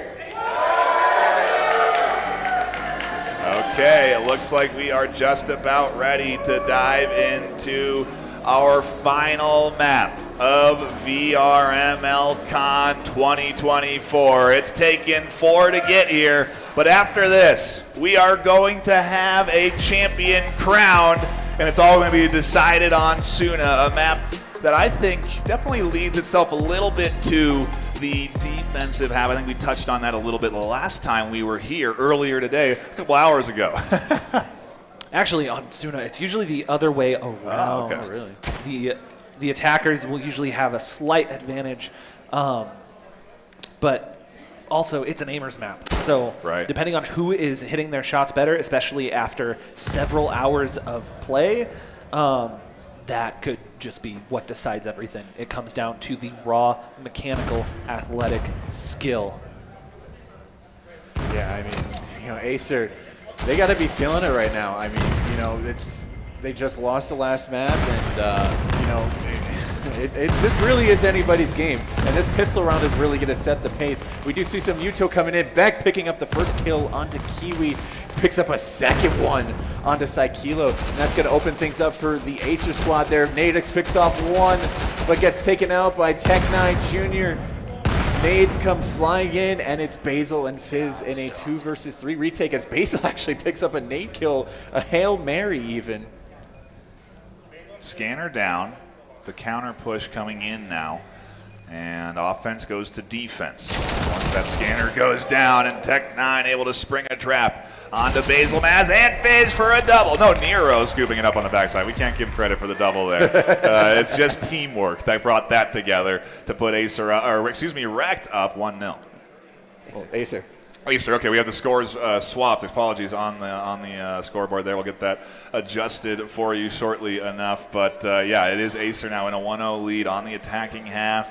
Definitely how you want to start, riding momentum off of what was a bit of a tough 8-8 map loss. Certainly so. I mean, any early game momentum that you can get, you hold on to that, right? And, the fact that they're able to do that on that pistol round, and we'll see if they're even able to replicate it on this rifle round. And, AESIR being on the attacking side, I've said it a few times already, but they are in control of the pace right now. They can elect to go fast. They can elect to take it slow. And, if you're on the defense, you have to just try to be proactive as much as you can. The more reactive you are, you're more prone to either making a mistake or costing your life. Wow. And as I say it, Neuro, with some really precise utility, gets Nadix there in the corner. And AESIR opening things up. Neuro picking off another one. Really nice opener here. They've got a good bit of control over the entire map as you're seeing Tech9 pick apart the rotation, and AESIR in clean control off of a pistol round and a rifle round, up 2-0 on our final map. The Neuro show on that B execute. Just 3 separate picks. The first one with a perfect grenade. Like that was perfectly timed. He threw it hard and fast, so it perfectly burst around the corner to clear Nadix out. Nadix was their only B player at the time. Someone else had to run and support it, and got pinched from Cat, and then still fell to Neuro's AK. Craziness is what we're here for today with the VAIL Season 1 VRML LAN Finals. I am so happy we're here showing off what is a great bit of competition in a fantastic game designed to be an esport. Fizz again opening things up with an early kill. He's so good at that. I swear, we've seen it throughout this entire series. I mean, I've lost track of how many rounds he's literally gotten an open pick. It's insane. He's so good at that. Nadix and Saikilo both picking up kills. Julian does answer back, but that could have been more than enough. Julian and Taquito, the dynamic duo, now in a 2 versus 4 situation to try to make something happen here. But this, I don't want to speak it into existence too soon, but this could potentially be a REKT round. But again, Julian and Taquito, they have clutched it 2 versus 4 first. Julian picks up 2. Maybe the caster curse is real. I truly don't know. But there Taquito goes Taquito. Basil, and now Saikilo in a 1 versus 2, and they see each other. They're just tapping it away at each other. Somebody hit a shot, please. Yeah, it's the aimer's map, as you said, guys. And man, that was a bit of an aiming battle that unfolded there. 35 seconds on the clock. Leaves you with a decent amount of time to do really whatever you want on the map, technically. Technically, but even then, you're limited by how long it takes the scanner to defuse, and Taquito just answers like that. And Julian and Taquito just being the dynamic duo. 2 versus 4, no problem for them. It really makes sense that we're seeing this 3-0 based off of how they performed last time. What's the change mentally REKT are going to have to go through here to get back in on this? I'm not sure about everything that they have tried positioning a little differently, but it looks like what they've tried so far has just not been cutting it. It has not been getting them over the finish line when it comes to closing these rounds out. And honestly, they're playing well. But AESIR, despite the fact that the pressure could never get higher, you're never going to play longer than this. Like, they are they still look like they're firing on all cylinders. Yeah, and they continue to do that as Beck gets the opening pick onto Nadix there. And Kiwi does answer back, picking off Taquito there. Nade killed, put Tech9 Jr. into the grave. But now a 3 versus 4 for that AESIR squad to try to, figure something out here. They do, again, have a good amount of time. Beck picks off another, but Fizz answers right back. Kiwi answering back too. And now it's Neuro versus 3. But I'm telling you, if there's any person that could do this, it's Neuro. This man's aim is so cracked. He sees Fizz holding his gun, and Fizz not able to even react to Neuro being able to get the kill there. Thought about it. Not going to go for it quite yet. Thinking about it. Hard to decide if they want to go for that scanner, and that's the decision. That's the bait. Do they try and draw out this defense by prompting these scanner audio cues? It looks like it is the play. And down it goes despite the duo here. And there is a duo here. I don't know that Nero was ready for the reinforcements as they do get picked off by Psychillo, and Kiwi, alive and well, will interrupt that scanner, putting a point on the board for the first time on Suna in map 5 for REKT. Yeah, Kiwi, again, being just a big player in this game and, so many important clutch rounds. To be fair, that was a trade, but the fact that Kiwi even just, was able to stay alive, was ready for that refrag should Neuro have gotten that second pick there. That's just good team play, and that's what you can expect from REKT. Oh, absolutely. And honestly, I was sweating for REKT there because 4-0 feels a lot different than 1-3. You know what I'm saying? Oh, yeah. The 2-round deficit is very overcomable, especially when you're getting opening picks like that. How is it possible? Every single round, Fizz is there connecting early. Psychillo does a little bit of a double there. It trades down to a 3v2 somehow in the chaos, and it leaves Basil, Maz, Nadix, and Psychillo to hold things down with Beck and Neuro trying to keep the streak alive, put another point on the board if they have anything to say about it. And, you can see, after they got those kills, they recognized that, hey, we have control of the scanner. And as the defense, you can kind of set up and see, what do they do in regards to that. Ooh, Nadix picking up the kill on the Neuro. Neuro gets timing there, and now it's Beck versus 3, but against Basil, Nadix, and Psychillo, that is a tall order if, Beck has anything to say about it. And they do have something to say about it. REKT has had something to say about it all day long, all series long. They have been fighting back against this AESIR dominance. And with the trade, we have 2 left alive on REKT. That leads us to a 2-3, that lead getting chipped away. Yeah, absolutely. And oh my goodness, what an inhuman flick by Neuro there. He still got traded out, but there's so few people who can hit those under this much pressure. No kidding. It is, yeah, you talk about it with on stage, the crowd cheering for you. The 5th map to decide your series, a lead potentially getting away from you. There's a lot to be thinking about on your mind when you are on this defensive half, but you got to kind of push it all away. Focus on the now. Lock in, hold your angles, trust in your team. That's what it comes down to at a high level.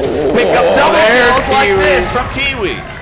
What a master play coming out from Kiwi there, holding down that position by themselves with the util usage as well as the good gun skill. Kiwi picking up a 3rd, on par for an ace. Can they do it? The smoke goes down, but Taquito says, no, you're not having an ace this round. Nades Kiwi, and it's a 2 versus 3. Not undoable for this AESIR squad here, but, Nadix gets a little aggressive, and Taquito punishes that. Fizz gets taken out, but Fizz clutches it up, and REKT have officially tied it for the first time in map number 5. We're looking at a 3-3 scoreline. Starting on the defending side, they've already matched the number of rounds that they got on this entire map previously. This is showing me REKT are so flexible in how they play, because they're still playing the same roster of 5, but REKT is not. They swapped a few people out here and there, but despite those roster changes, they're able to realize, hey, these strats between these different rounds aren't working, and they're able to play them differently and capitalize on them, even when coming from behind, even with all of the pressure on their shoulders. Look at that. A few feet away from a life being expended there, as a smoke is going to force movement potentially between the 2 players. There it is! With a beautiful lob over the top, we'll get rid of Beck. Nero with a nade of their own catches Nadix, and we trade back and forth, keeping it a 4-4. More utility coming in towards B now, and the call-out's got to be coming through from Kiwi and whoever else could be defending B site. Here comes the push, though. Scanner is going to go down. Nade barrages from the back end rain through. Nero and Fizz trade down, and we're still into a 3-3. And we're in a retake situation now. We've already expended 10 seconds on that scanner. Fizz picking up another one, and another one! And now it's Julian to try to defend, but Basil getting the trade there, and REKT are for the first time in map number 5 are going to be taking the lead 4-3. I don't know. The AESIR squad seems to be losing a little bit of the focus here as we get deeper into these rounds. As we get into this 5th map, we're seeing REKT shine a little bit. The energy starting to show a little bit. They're locked in now with a good, comfortable 4 points in a row coming through from them. Yeah, no, they have the momentum to close out the half, and honestly, potentially keep it into the next half when they're on attack, which is arguably the favored side. Wow. We are flying through map number 5, 4-3. Do we get a winner, or are we going to be tied here at the end of this half and we swap sides? That's what's at stake right now. Do you want to be tied at that side swap? I think both teams would quite frankly be fine with it. Yeah, I mean, you know, knowing that it's game 5 and knowing how like game 5s in pretty much every esport go, it's probably going to wind up being tight. And honestly, I'd almost say that maybe we even see an overtime, but we'll see. I mean, Nadix and Taquito going to be taking each other out there. Excuse me on that one. So bullets flying through the smoke. Somebody trying to find a lucky shot there. And Not so lucky. That was a beautiful angle from Tech there to find them over the top, get the advantage on site, allow Julian to plant the scanner, and now we're into another defensive hold from the AESIR offense. And Basil going to be taking out Beck there, who is kind of over in Narnia, relatively speaking. Fizz picking up another one, being such a key player, and another one! Fizz on these retakes. To close out the half! What a showing out of Fizz these last 2 rounds. What's the KD? I'll tell you, 13 and 5 on the half from Fizz. The next highest on AESIR is 9.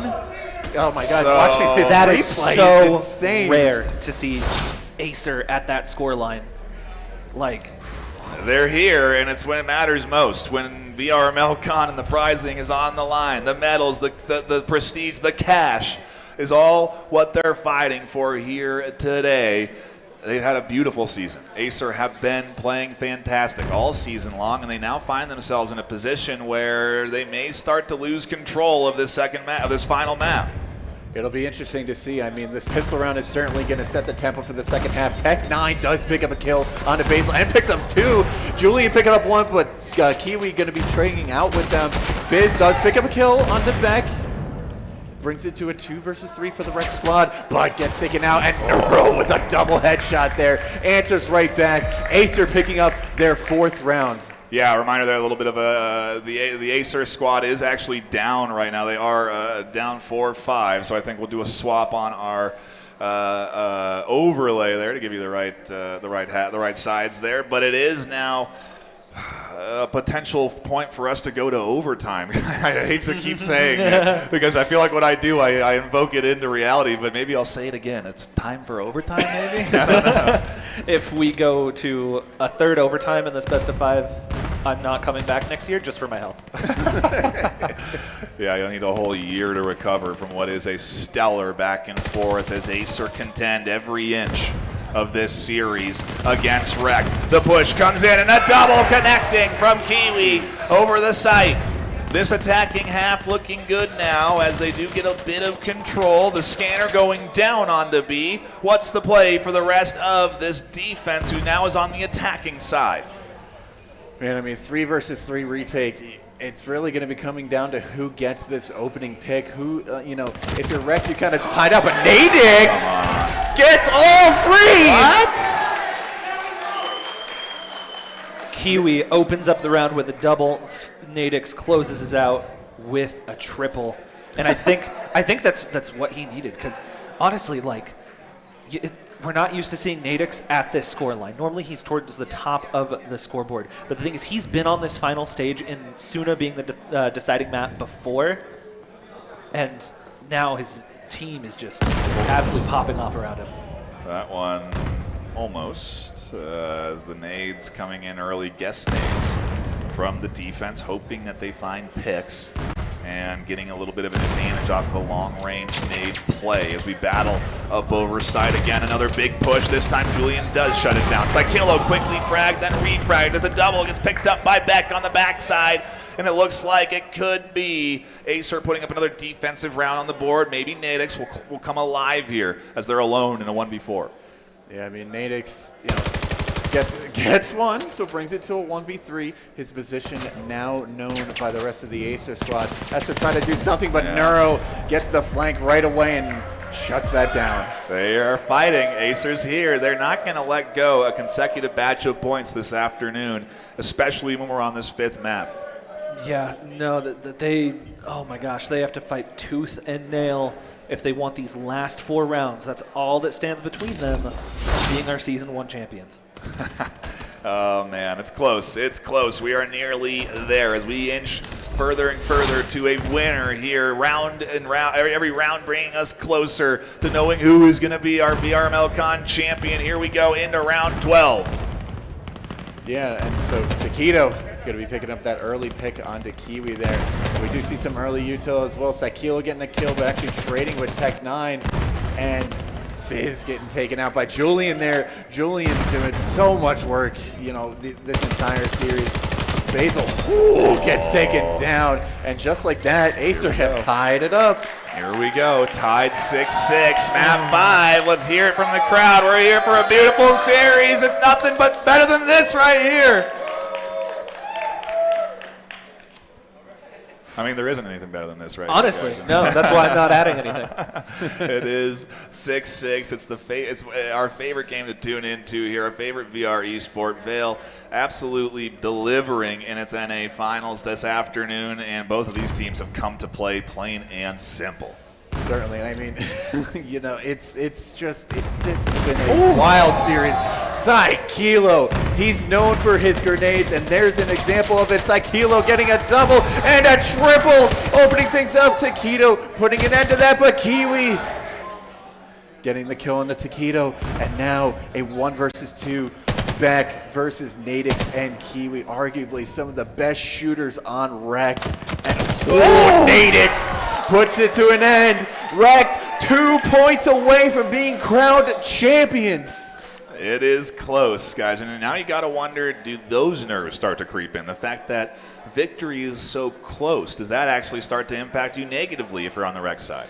I mean, gosh, with how close that round was, and then if I'm Beck getting caught out like that, like he was pre-aiming that position, put his gun down to have a faster rotation, and then just got bad timing. And losing your lead to that, so close to being to the championship, has to be devastating.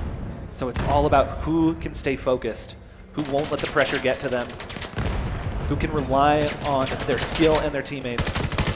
Fizz picking up one, Psykilo picking up another. They're cutting down this AESIR defense right now with 2 opening picks on the REKT side.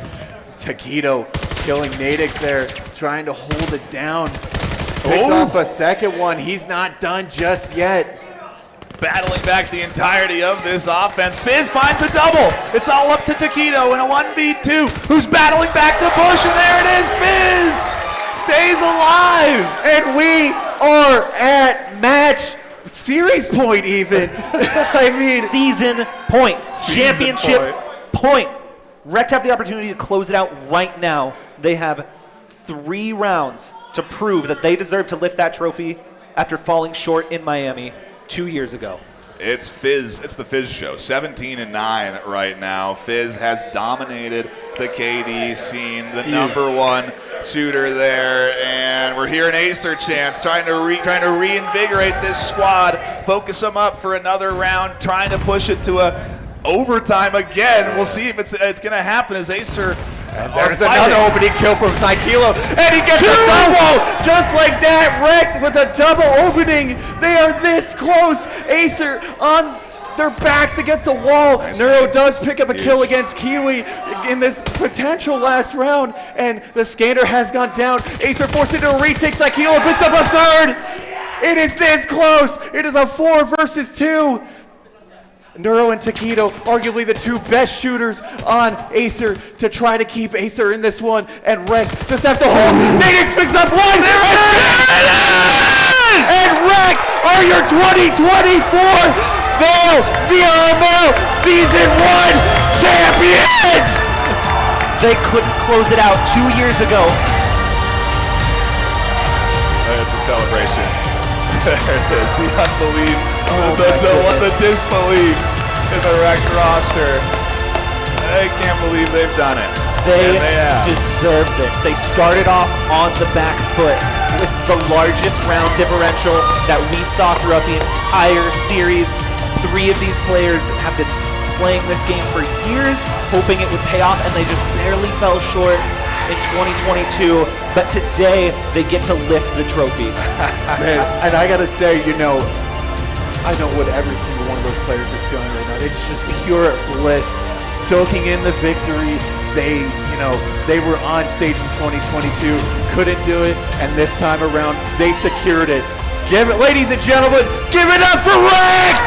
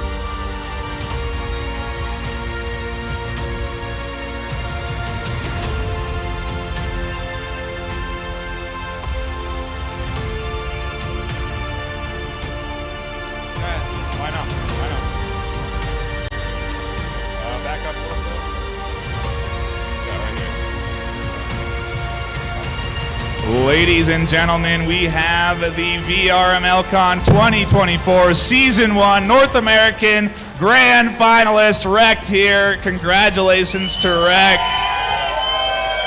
They have done it. They will receive incredible medals, handcrafted, no, but VRML CON medals getting handed out to the championship team here.